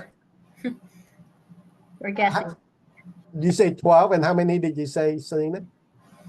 I would say 7, 6 or 7. Okay, so let me ask you this. Name me a marketing firm you see on Facebook. Black Chateau. Was it? Black Chateau Okay. with Desmond. How did you remember that? Because they have shown up to several conferences that I've been at. No. I asked on Facebook. Oh, on Those are Facebook? conferences. Okay, well, they are part of Book Fest, and they have a sponsoring ad all the time. I know. So you know them through other avenue. That doesn't count on Facebook. So I'm gonna go be the outlier, and I would say like 100. Right. It's between 60 to 120 times before people recognize your brand and what you do. So think about that. On social media, the first thing you need to do is what? It's not your message. It's stop the scroll. Does that make sense? Yes. Scroll. Yep. The scroll. That's the first thing on social media. People don't read anything. You have to stop the scroll. Why do you think I post some ridiculous stuff? I try various different things. It's about stopping the scroll. If you can't stop them from scrolling past you, it's no good. Does that make sense? That makes sense. Perfect sense. Okay. So it's all about branding. So everything you post need to have your brand on it. In case they stop the scroll, then they can essentially, it requires them 60 to 120 times before they recognize your brand. So stop this. Go ahead. I was gonna say, like Selena, you created a website for Selena. You've got a logo for Selena Williams' name. You've got also not only the font, but also the color palette, right? So would she put her logo or her name brand on like any graphic that she posts or any videos that she posts so that people start recognizing that? Right, because she's not promoting her own book or brand at all. I don't see author do that, except you, Matt Core. Matt Core is very good at it, promoting his own brand. Because remember, it requires 60 times at least before people even become associated with you. Okay, so Selena, you need to start putting your brand on all your posts. I will. Jen, you too. I don't know what your logo is, but put it on there, honey. So your brand, and keep the message very simple. You know who else is really good is Patrick Greenwood with his cycle figure. Yes, Patrick is on there. Okay, so your brand, like for example, I found that people respond to that old guy that I put, that cartoon that I put up. The AI, okay. Yeah, and people associate with that. Hey, that's funny. That's funny. A guy in his pajamas doing local SEO. It's like, what the heck? It stopped the scroll, right? Previously, I tried Pretty Guy, I tried Puppy, I tried Kitten, I tried various different things, tossing it up there, right? But that guy's, a lot of people locally, say, hey, they recognize that. Okay. One of my clients, he's very effective. He called himself the Valley Dude. He's a roofer. He have a YouTube channel, and he just go around town reviewing places that he eat. And he wear the same blue shirt, quality roofing and maintenance. He got $14 million in business through doing that. Wow. So he's reviewing food at restaurants, but he's got his brand on his shirt, which is okay. People recognize him. He's a local celebrity. Make yourself a local celebrity. Remember, Amy, we talked about that. This is why I always wear my branded stuff outside the Right. house. If you plan to do any sort of commerce at all, your brand is the most important thing. You know, when I was in corporate, you know, I was at this smaller company. At that point, we were only doing about 50 million in sales, and we hired this marketing guy come in. He spent $5 million on a logo. I'm like, I was very upset. Why aren't we spending that on raises or bonuses or hiring more people? Why 3D system? Why spend $5 million on a stupid logo and rebranding everything? You know, right now, 3D system is worth above, it's about $1 billion, $1.5 billion. Branding is very important. Okay. Coca-Cola, everybody still spend money on branding, right? No matter how successful you are, branding is very important. Well, you got to hit the next generation, right? To stay relevant. Press in mind. So you need the brand. You need to stop the scroll. You need a recognizable brand, right? That people will always associate that with you, and then a voice, a brand voice. So when I say Nike, what do you think of? Just do it. That's their tagline. Or right. Michael Jordan. Or high level of athletic achievement, right? That's the best of the best. You don't think Adidas, you think Nike. That's the best of the best. They only bring in the best of the best. That's their voice, right? Louis Vuitton. Yep, same thing. Same thing. You see what I mean? So pick one thing and try to get that to be your brand voice. Okay, Quillhawk Publishing, I'm glad you did indie publishing because that was a very simple, easy message to get out there as a brand voice and easy to SEO. So people, you only have 3 seconds for people to remember you online. It requires 60 time, and you need to have a very simple message. Otherwise, and see, like marketing firms struggle with this because you can't remember a single marketing firm on Facebook. No one can.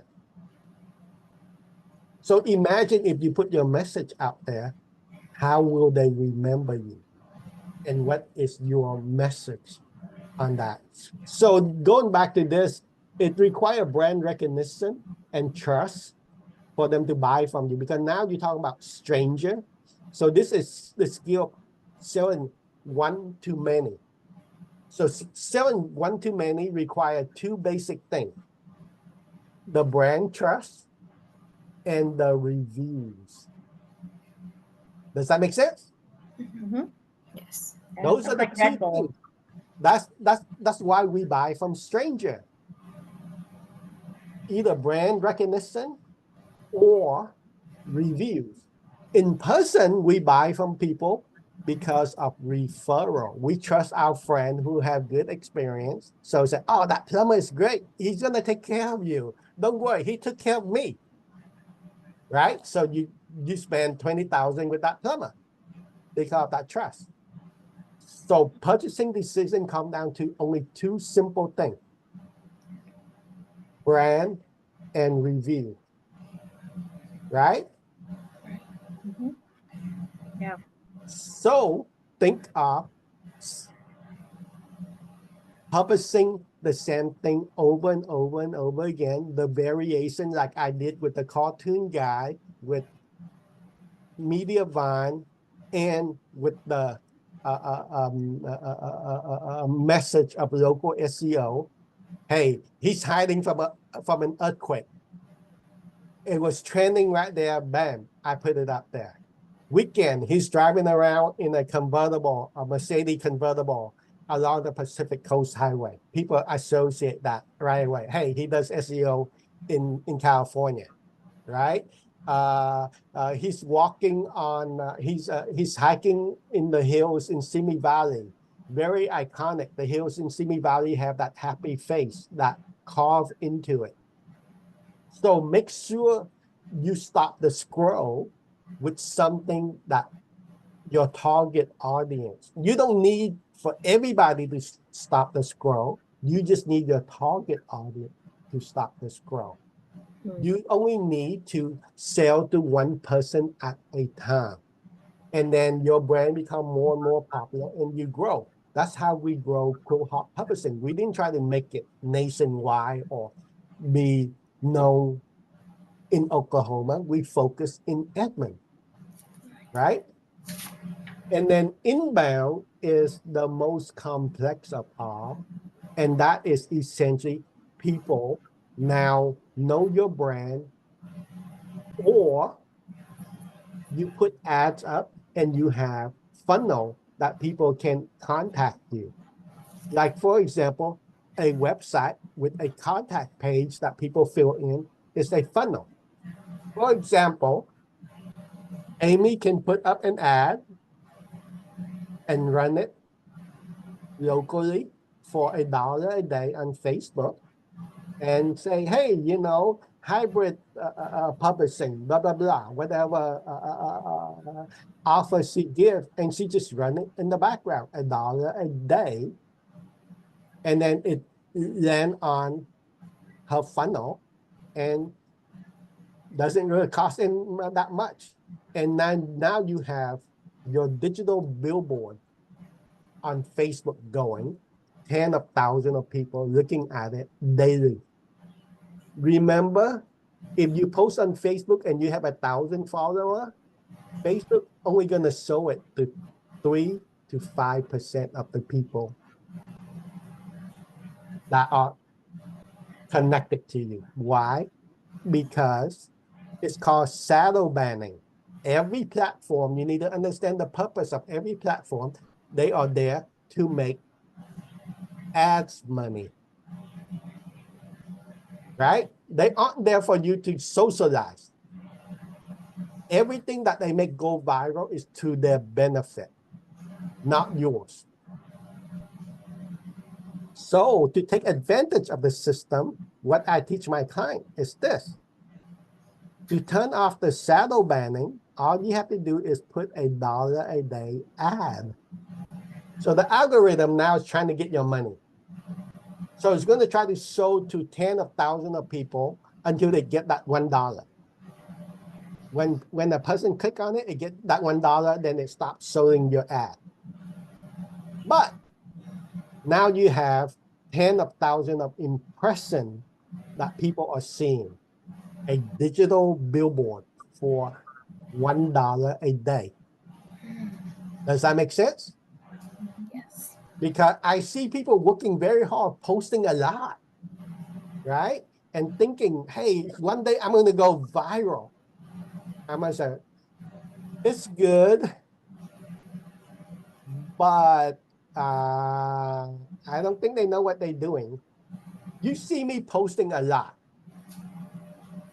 I'm doing something different. I post a lot so that myself and my client own digital real estate. I take advantage of the social media platform so that I will give you an example.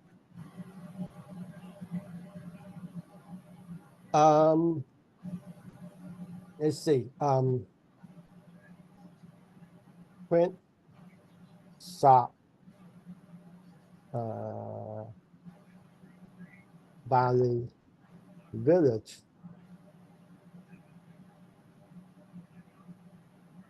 Okay. So my client, number one, under print shop in Valley Village. Okay. Not surprising, since it's in Valley Village. Minuteman Press, Valley Village, okay. We create directory for various different prints out in Valley Village, but guess what? He's the sponsor, so everything is on there, right? It's him. Here's the funnel. People put in their information, it goes straight to him. They don't know that. These are now the directory of other services in there, but who's gonna click on that when there's this giant promotion? You see what I mean? This is how to steal your competitor traffic. Does that make sense? Yeah. Can you talk a little bit about what you did for Edward Dose Photography? Because he's one of our partners, right?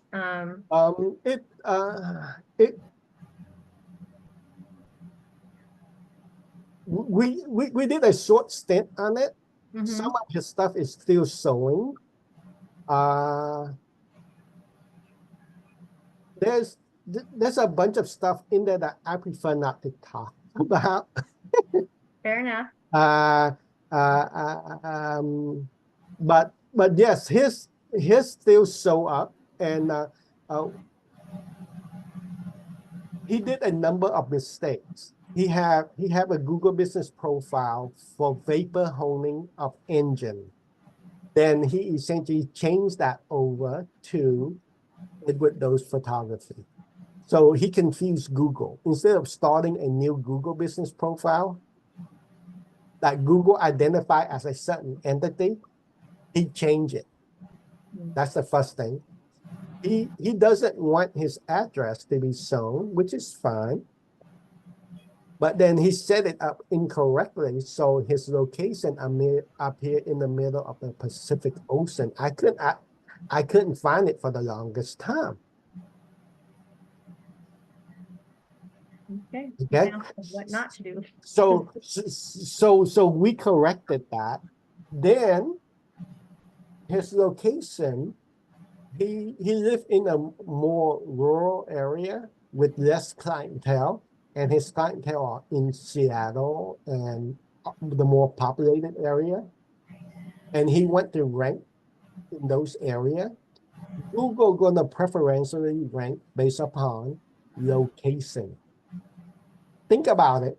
When you say, hey, Chinese restaurant near me, and Google give you a restaurant 30 miles away, are you gonna trust Google? Right. So you have to understand those requirements. You have to be like a Michelin star rated restaurant for Google to put you on top 30 miles away. Does that make sense? You have to build that brand, like what we did for Quillhawk. You right, and here and the brand is not that strong, so it's gonna take time. We were able to get him ranked in those arena, but it take time.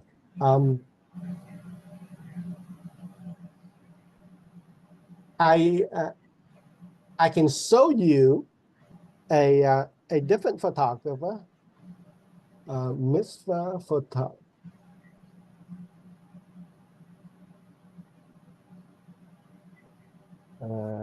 Mitzvah Photographer, Simi Valley.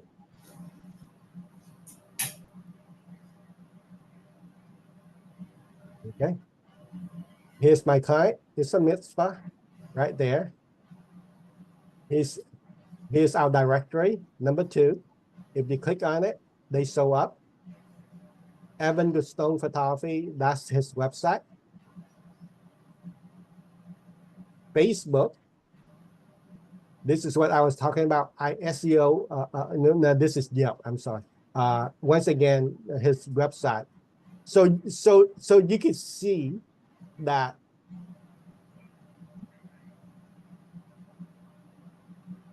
he dominates pretty much the first page of Google under that keyword in that location. So he have 1, 2, 2, 3, 4, 5, 5. So he has 50% chance of people clicking on him compared to everyone else because there's only 10 results, right? Does that make sense? Mm-hmm. That makes sense.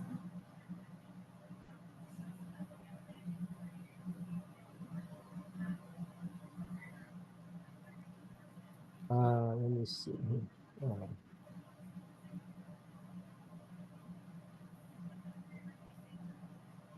Caterer.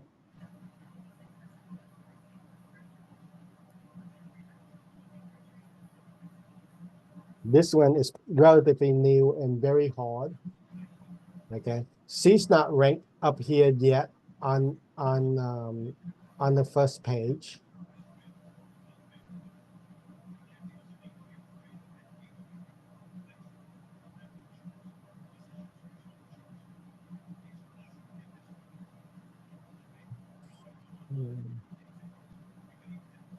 Where did it go to catering?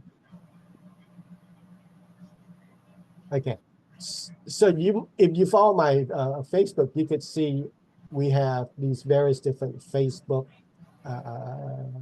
Well, this is the directory.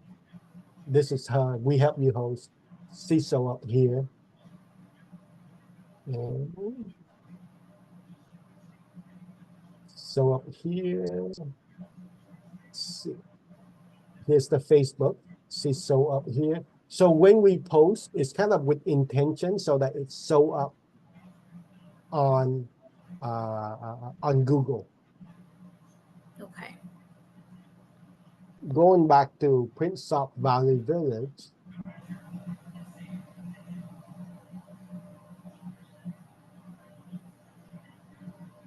See here, you can see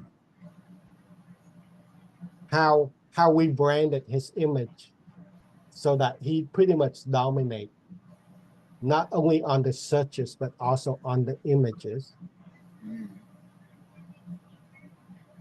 Does that make sense? Yes. Yes. Okay.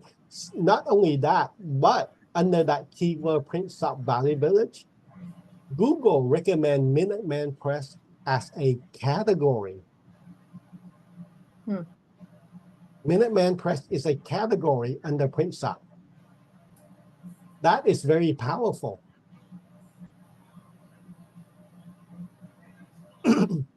If we type in Prince of Valley Village, our directory is #1.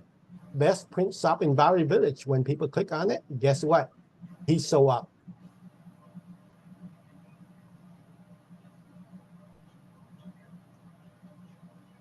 Look at all this video, right? Of his business shown up. So Minuteman Press have over 1,000 franchise all over the United States. So let's do this. Minuteman Press Valley Village.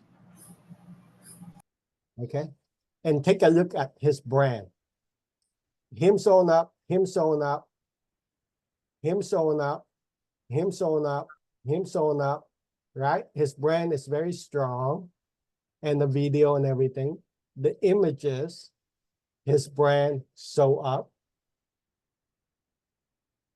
And the video. Selena Williams brand. Right, his brand show up. Now let's take a look at Minuteman Press in another city. Is there a Minuteman Press somewhere in your area? I've never heard of them in Oklahoma. Okay, Yeah. so let's do Minuteman Press Burbank. I know there's a Minuteman Press in Burbank. So here they show up. Okay, but if you start looking at the brand, oh, they show up pretty well here. Okay, they show up well.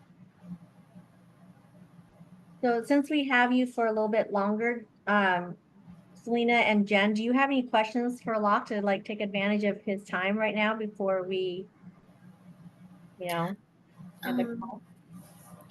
well, I guess I do have one question about branding. Can my book title for the series, well, I guess book series, Irresistible Tales, could that be my brand? Since, of course, the keyword will be indie publishing. Could brand be my book, or am I the brand? Both. Remember, it's an entity. Okay. So I would focus on branding two different things. First, I would focus on branding Serena Williams as an author. So you need to train Google and all the social media that you are an author.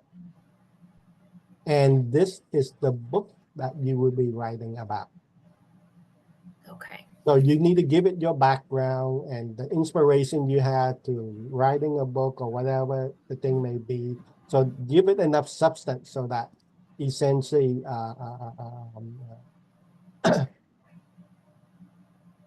what is one author in that genre that you have?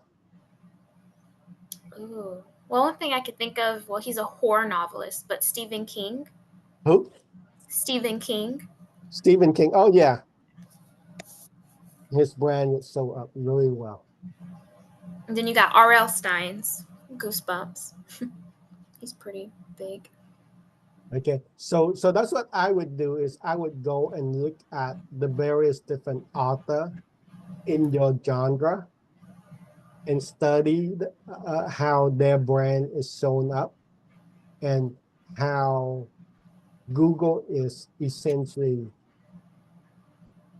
what sort of information Google display about that personal brand. Okay. And then you want to craft so that you provide those same sort of information and more to Google. Okay. So basically mimic it in a way, but Right. of course they're their own entity and all Right. of mine. Right. So for example, if I was trying to outrank a competitor, I would go in and search under that key term. And then I look at the top three and I analyze the competitor and the gap between them and me. Right? Right. And I minimally need to have the same information or similar information for Google to even rank me. If I want to outrank them, I need to provide information that are useful to the people that are searching in that genre. Okay. Does that make sense? Yeah, that's one of the things I do when I do advertising with Amazon. Like, you talked about the keywords. Like almost every week, I'll go into Amazon, I'll look at the #1 bestsellers or the #1 new releases in my genre that competes against Snow in Vietnam, for example. And I will take those titles and the author name and maybe some of the keywords that show up in their book description or whatever, and I would create an ad with those keywords to help compete against these, these top So just take a sellers. look at Amazon, and then what would be the keyword for your historical novel? Yeah, so historical fiction or historical women's fiction.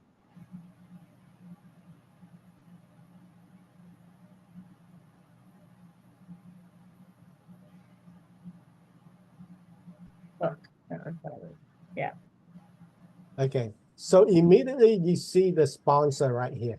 Mm-hmm. Okay, so that's good. When you type in the keyword and you see people are advertising under that, that means there is enough volume that people are advertising for. Right? And then you need to look and say, hey, where am I in this? Right. This ranking. So you're not on first page. No. But if you go, okay, if you type in snow in Vietnam and then you go to the categories or just any title, you can see where you rank in that particular category. And then I go to that specific category and then I see, who are the top ranking folks. And then I create an ad targeting those keywords. And the key to Amazon ads, I think, is you have to create new ads all the time that go towards your monthly budget, right? So you have a cap. Like right now, I have my monthly budget is $200 for advertising on Amazon, and I've probably got at least 20 ads running right now that, regardless of what the impressions are, it's the clicks, and then it goes towards that monthly budget. Hmm. So you have $300 in ads budget, right? 200 is my budget, my monthly budget. Mhm. Does it consume that budget, your ads? No, right now it's consuming about $50. $50. Mhm. Of that $50, how much sales are you making? A lot more than $50 Okay, so you're making profit. Yes. Okay, so you're making profit. Okay, that's good. And I think it's part of it is just training Amazon. No, there is a science to it.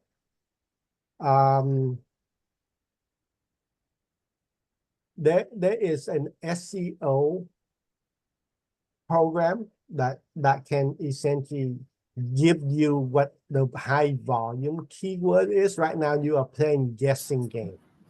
So are you talking about Kindlepreneur or a different one? Huh? No. In just like for example, here for Google under SEO keyword, we would tap in historical woman novel or fiction. Yeah, women's apostrophe S fiction. Yeah, historical woman fiction.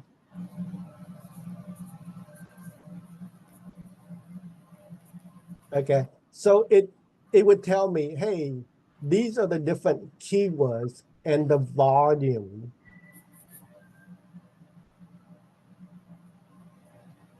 Meaning how many people are typing up those particular Searching for the keywords? exact keyword per month. Okay, Hmm. so here, historical fiction. About 29,000 people searching for that. Historical fiction book, there's about 7,000 people searching for that. Best fantasy book. Now I know which one to essentially rank for to SEO. So could we go back to Amazon and type in historical fiction just to see, since 29,000 people are. No, these are paid tool. Amazon doesn't give you that information. There are services out there that provide that information for Amazon. Right. I'm just curious to know, like, if my book would show up, for example, under historical fiction at all. So historical fiction. And that's why when I talk to authors, I'm like, what's your genre? And believe it or not, half of them don't know what genre they're writing in. Oh, it's a little bit of this, it's a little bit of that. I'm like, no. Pick your genre, stay to. Did you buy an ad for this? For historical fiction? What is the ad that you're buying for? So What I keyword? did, like I said, I have like 20 or so ads running right now for different books. It's not just Snow in Vietnam, it's for Bus Stop Buddies and the conference. Just give me one keyword that you are actually paying an ad for that people click on. Vietnam War, that was one of the keywords. Vietnam War.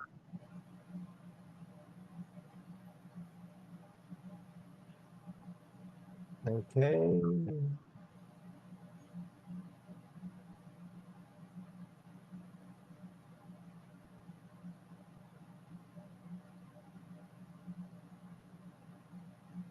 sponsor here. This is an ad.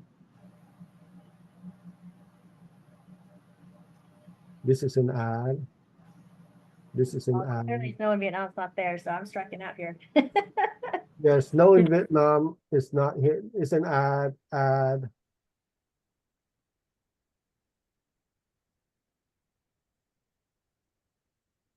So let me give it an intent. Snow a Vietnam War book. Let's see if your ad is shown up. So Yeah. sponsor.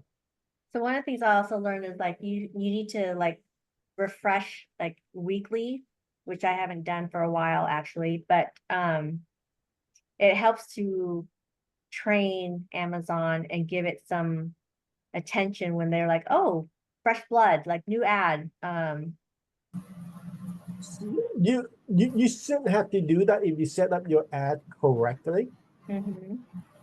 See, like right here, this is sponsor, this is sponsor, this is sponsor, this is sponsor, Right. this is sponsor. Yours is not shown up.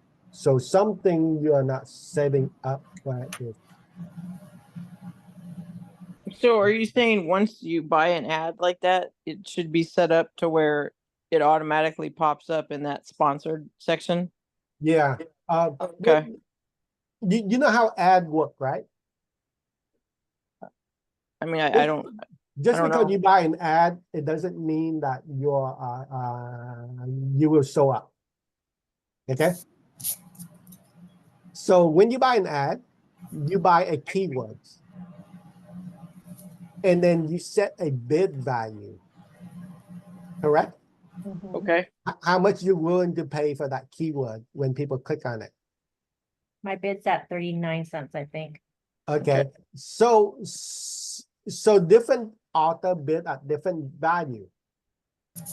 This author here have the highest bid. Then this one have the lower bid. This one is lower. So any advertising platform would essentially show the highest bid first because the algorithm is designed to take the most money. And then you set a daily budget. Once that is exhausted, then this guy move up to take the spot, and so on and so forth. So the reason maybe yours not shown up is because maybe your budget is lower than the threshold to be able to show in on the first page. Does that make sense? Mhm.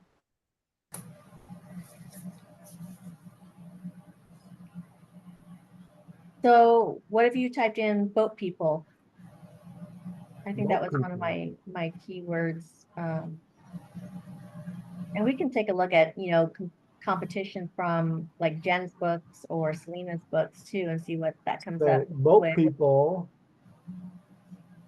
Okay. Editor pick. Voices, Vietnamese boat people, There's Shira's book. And there is Tracy's book. Tracy book. Yeah. Okay. But Cool. yours is not showing up, and you buying ads on that keywords. Well, so when I do the keyword ads, you can enter up to like 100 keywords or so at a time. And so I have like a bazillion keywords. No. Okay. You don't do that. You do it by campaign. And each campaign, you focus only on a couple of keywords. And then you see which campaign does well. That makes sense? Yeah, I'll try that for sure. Yeah, because if think about a 5-year-old. That's what this AI algorithm is in terms of intellect. And you throw in so much information, it's not going to be able to interpret it. Remember, everything is done with intent and a simple message. And that is most effective. Because now if you put in 100 keyword, what is it going to prioritize? The first one. Whatever, whatever the easiest one that they can remember is. The answer is wrong. You're never going to show up because the other guy that optimized We both failed that one, Jen. Right? Hey, we failed together. because you're expecting it to be smart enough to make Right. that decision, right? It's like the richest is in the niches. You just need to niche down. So so one thing that you might want to consider, Amy, is essentially we can talk offline about this. Is essentially we can help you and buy a Amazon SEO subscription service, a professional subscription service that essentially can help you optimize. Just like what we do here, we have a professional SEO service that we subscribe to that tell us exactly what to optimize for. So just ballpark for us poor authors, how much does something like this cost for a tool or a subscription? So for what you want to do is spread that's what we do. We spread the cost across all of our user and build it in. So that's what you need to do is build it into your cost. And then I can help you with the setup on that. And that's a service that then you can help your client on when they are launching a book. And if they are launching a book, I recommend they have to do $1 a day ad. If not, it's not going to go anywhere. Yeah, because I just gave a presentation not too long ago about how, there's 3 million books that are published globally every year, and majority of them don't sell more than 200, 250 copies in its lifetime. And a lot of times it's because people don't advertise, they don't market, they don't know how to, nor do they want to, because, I just want to be in my bubble and write, and that's it. So, and obviously we don't have knowledge of tools like this, so you don't know where to begin. But yeah, it's maybe it's something that you can think about, and then we can discuss that in our October meeting. I can look into the cost for you, but it's a necessary tool for authors that want, because publishing a book is fine, but you really want to find a way to make money with it. Yeah, at the end of the day, you want to sell your book. You want to monetize it. And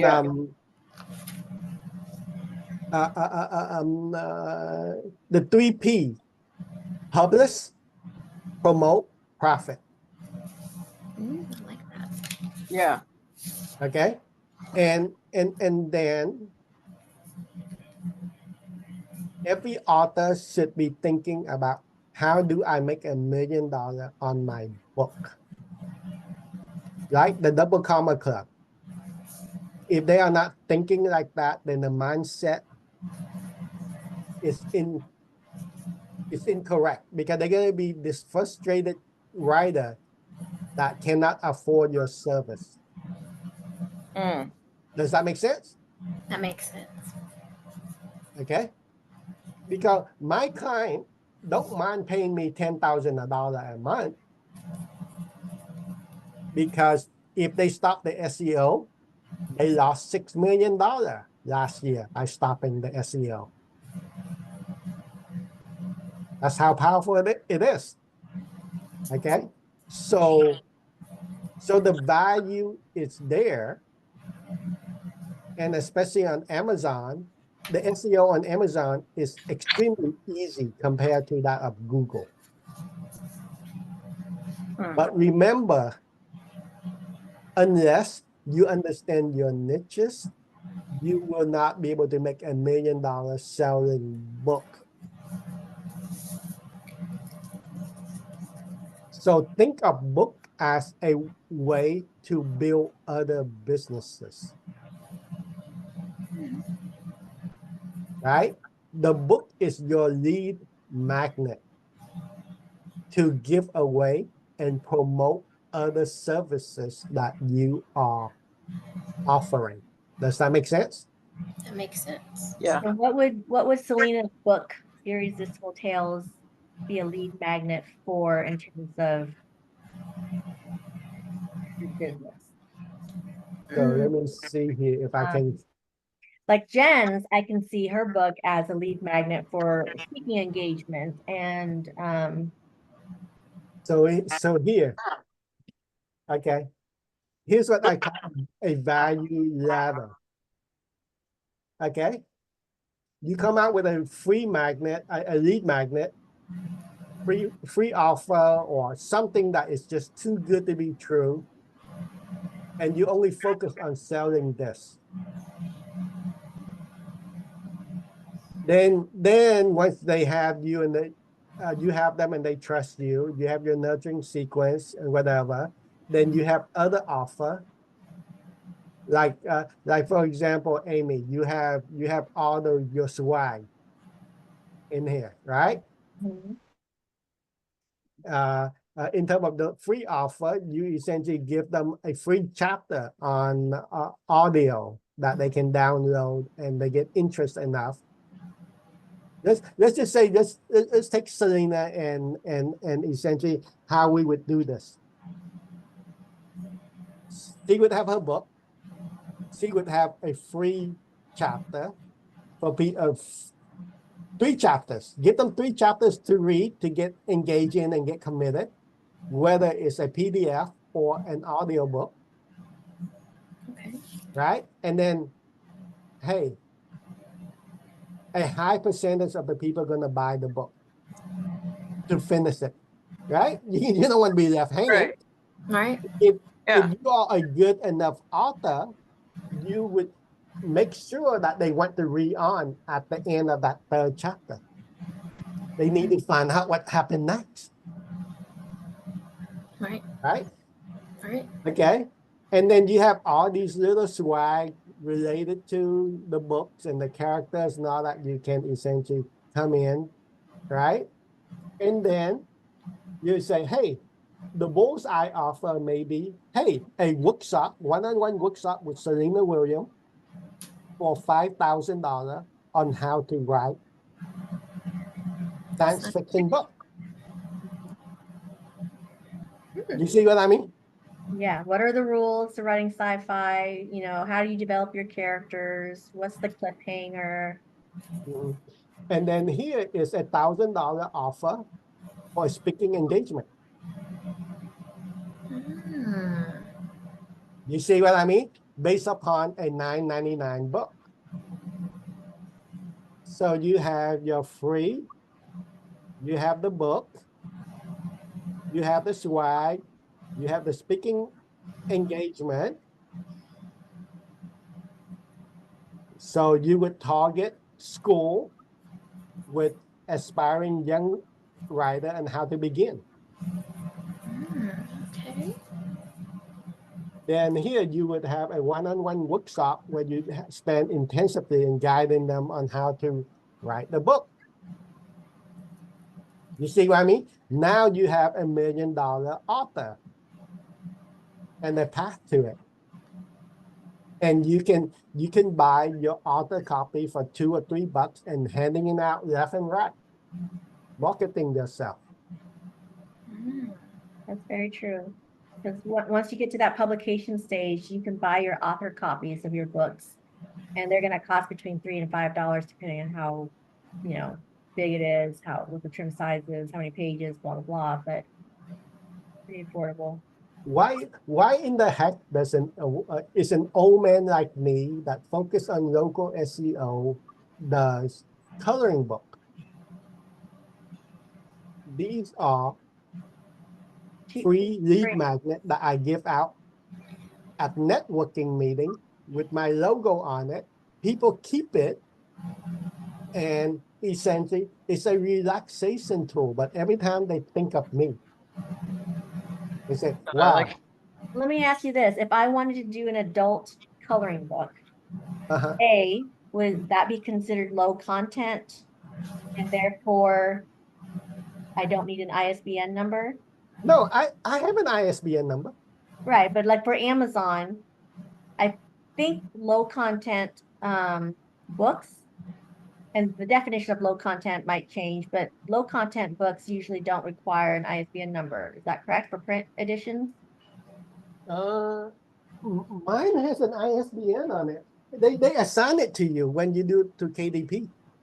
Yes, okay, but that's a free assigned, not a purchased Bowker ISBN number, which is what I'm talking about. So Right. yeah, it's free. It's free, Right. is what I'm saying. Yeah. So they give you the free ISBN number for those low content. It's pretty trivial. They just assign it to you. Yeah, and that's what we would call a free ISBN number. It doesn't cost you anything. Okay, so this is what I teach people. Costco average customer shop there at least twice per month and spend $100 on each visit.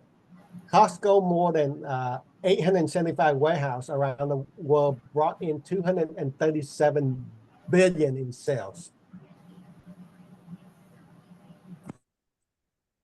Costco membership is $60 a year. And if executive is 120, I think they increased it recently, right?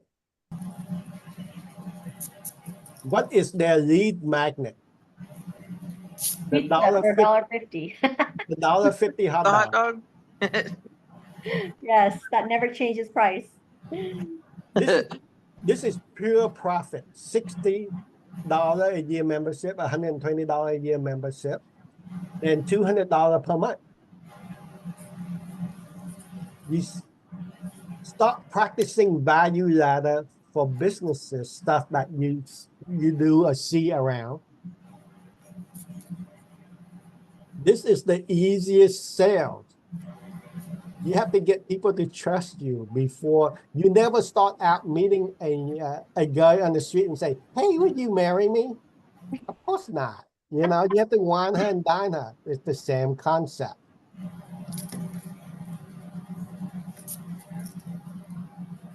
Jen, do you have any questions for Locke?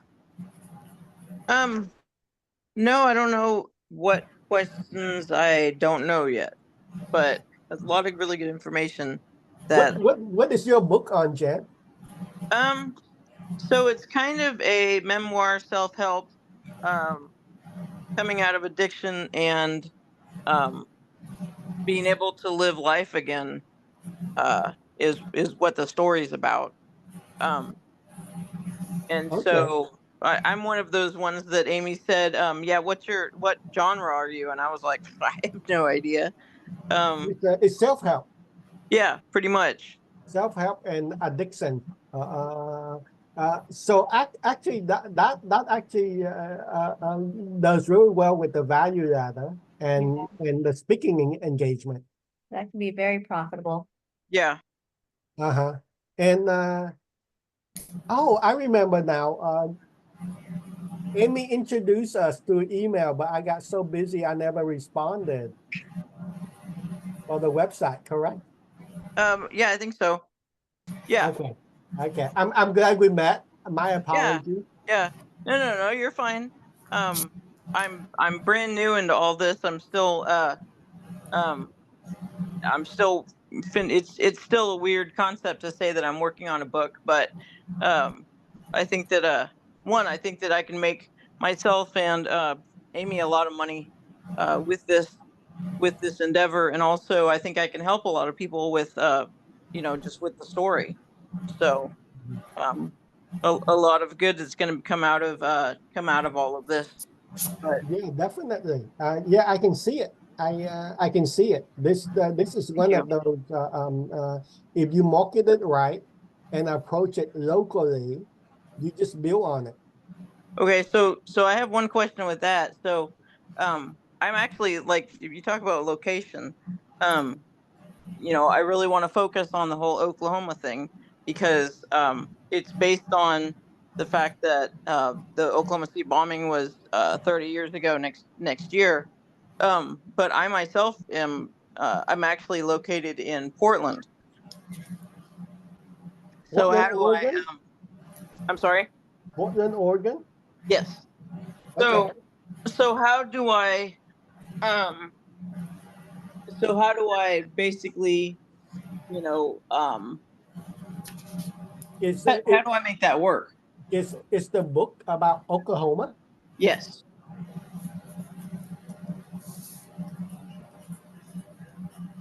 And what is the addiction and the recovery related to Oklahoma? Is it universal or is it Oklahoma specific?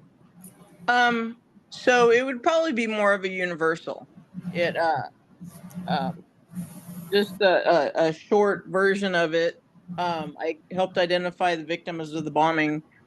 Went on to become an RN, and then lost everything due to addiction that came on because of PTSD that I didn't know I had, and then going through the recovery and rehabilitation processes, basically through the VA.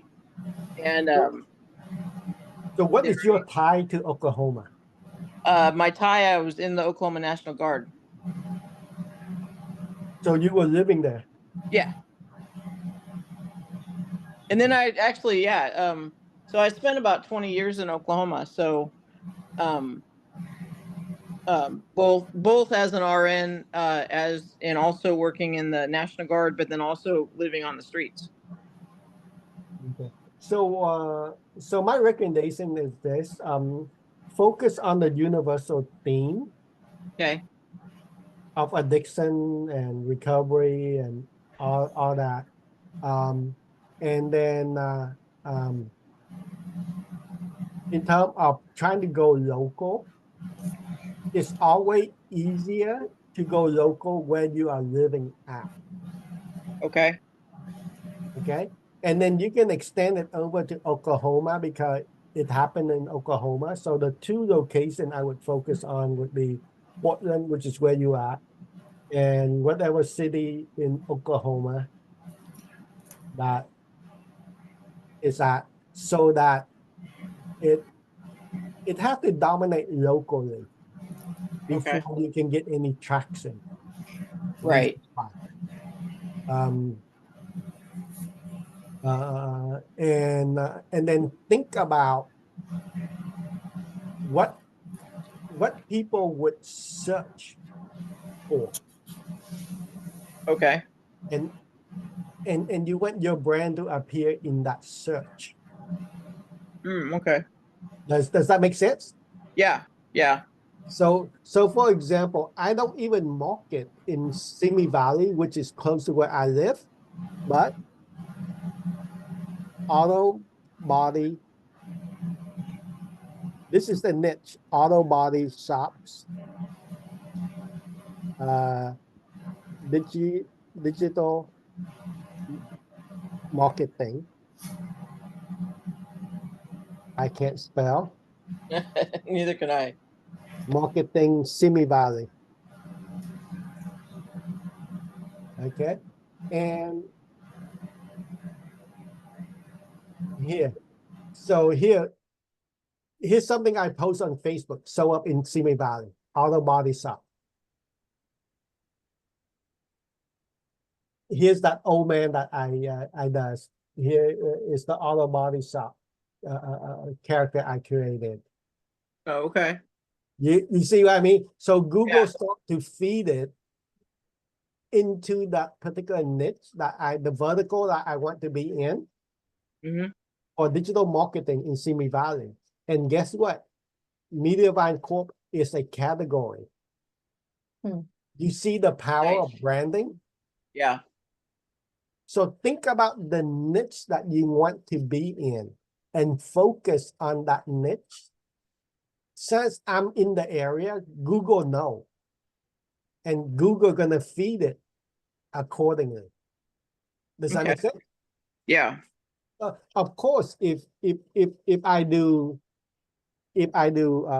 local SEO Kihei, which is where my business is located, and that's where we do most of our marketing. Guess what? Mediavine, right? Right. So that's obvious, right? It's easy for us since we are doing that. So Mediavine,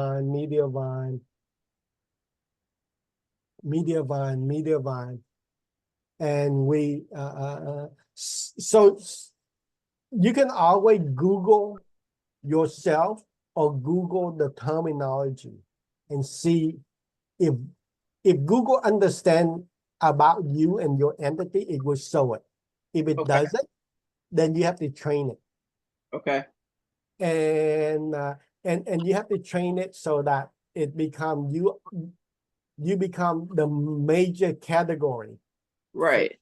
for that. So let me see here. Digital marketing. Hey, guess what? Here's us. Google business profile, Mediavine. So we are 3 categories. Nice. Under here, well, this one is us too. This marketing agency, that's us too. And then down here, that's us, that's us. So yeah, so you kind of get the gist. Yeah. Digital marketing. Oh, we're not on the first page. Are you kidding me? Let's see. We number 4. Because we close. So they move the people that open on top. Oh, okay. Okay, that makes sense. Okay. But yeah, just be thinking about your category, thinking about your audience, and thinking about what they would be searching for, not what Okay. you think you would search for. Because it's all search engine is about giving result based upon search intent. So if people is saying, hey, Chinese restaurant near me, their intent is to find the top Chinese restaurant closest to them, Right. or the best Chinese restaurant within driving distance to them. That's how Google is interpreting that, Okay. right? So Google is gonna base upon priority on location and prominent, relevant to the search. Okay. So some of the easiest thing to rank for is what I call long tail keywords. That's how we started with Amy. Okay, publishing is a very tough keyword to rank for. And when you start out and you want to rank for that, forget it. So what we would want to do is, hey, indie publishing, which is now a longer tail keyword, right? Mm-hmm.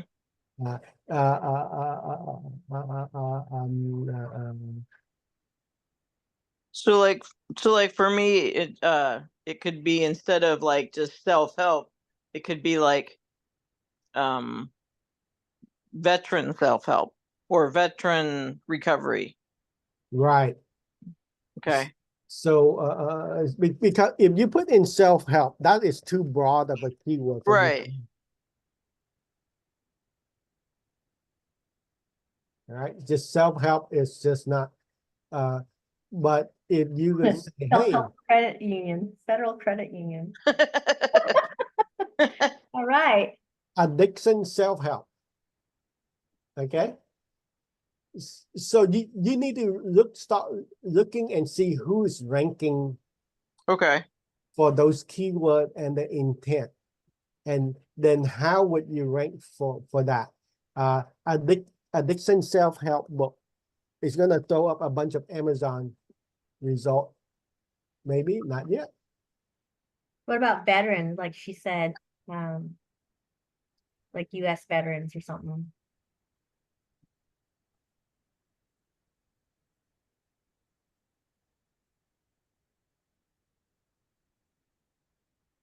Yeah, see that's kind of exciting to me because it shows like there's all kinds of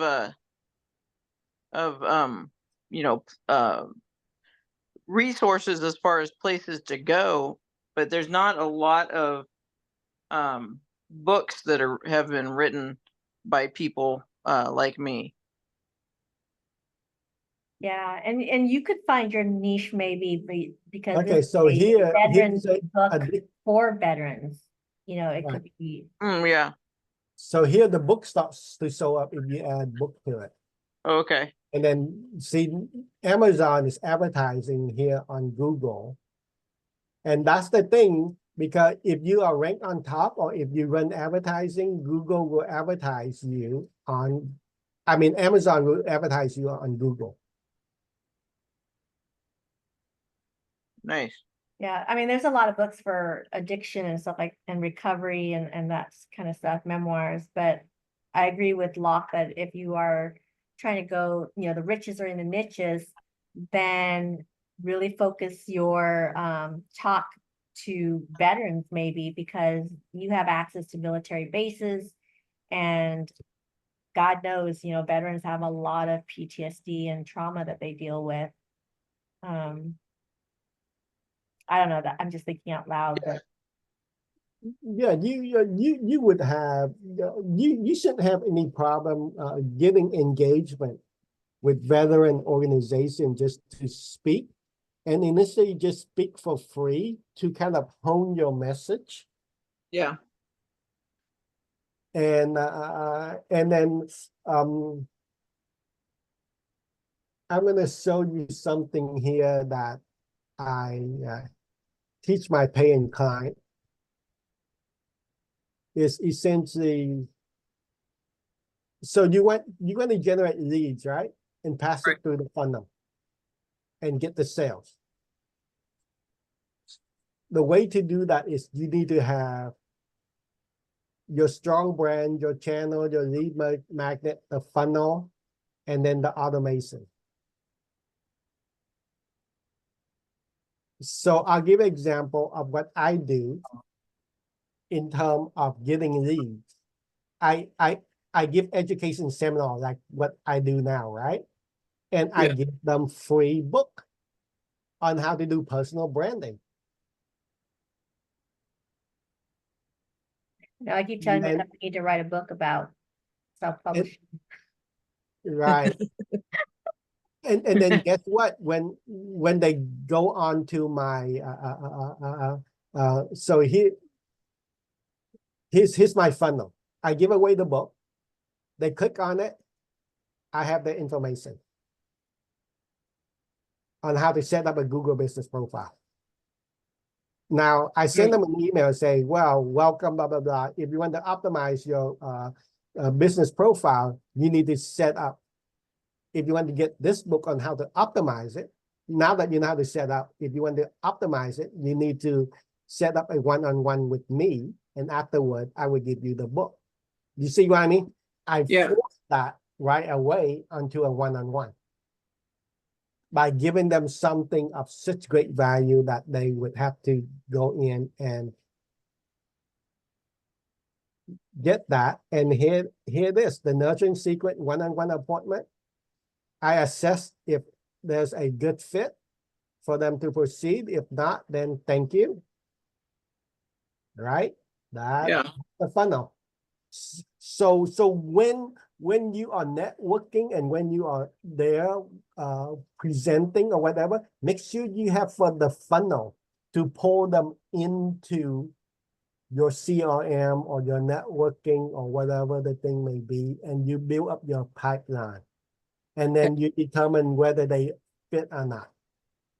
Because right now I have in my pipeline over 1,000 people or businesses. I don't have enough time to deal with all that. Right. Right? Same sort of thing. If you're going to do the book, you need to start talking about it now, build up your funnel, build up everything, and create that demand so that when your book come out, otherwise it's just going to be, hey, one of the so many million books that are on Amazon.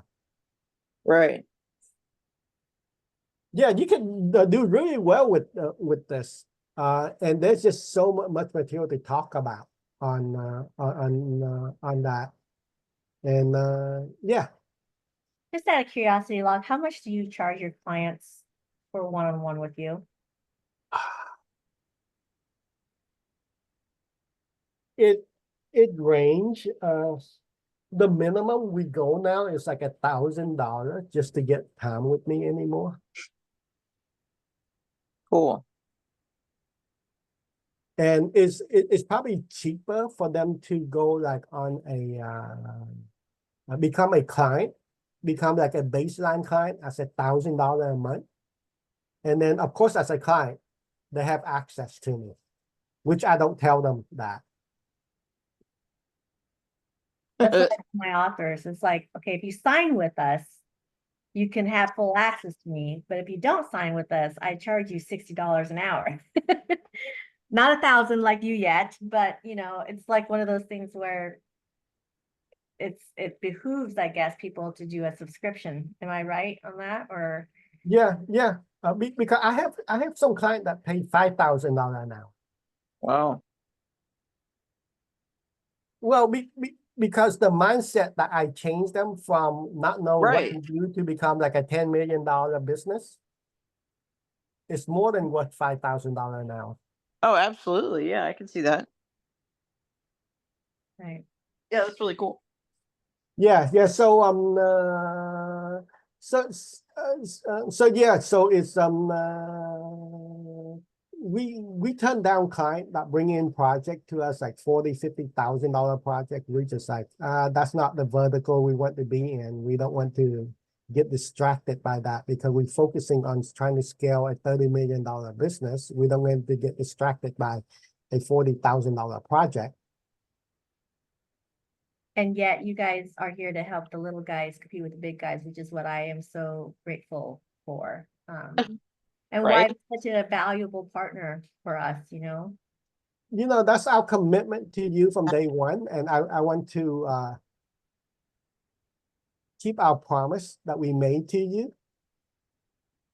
And with that, so here we are. 2 years later, and you're quite 2 successful. years And later, we're celebrating and learning together. I'm very proud of what you have achieved. And well, I couldn't have done it without my tribe, my amazing authors, my partners. It's been an incredible 2 years. Yeah, it has.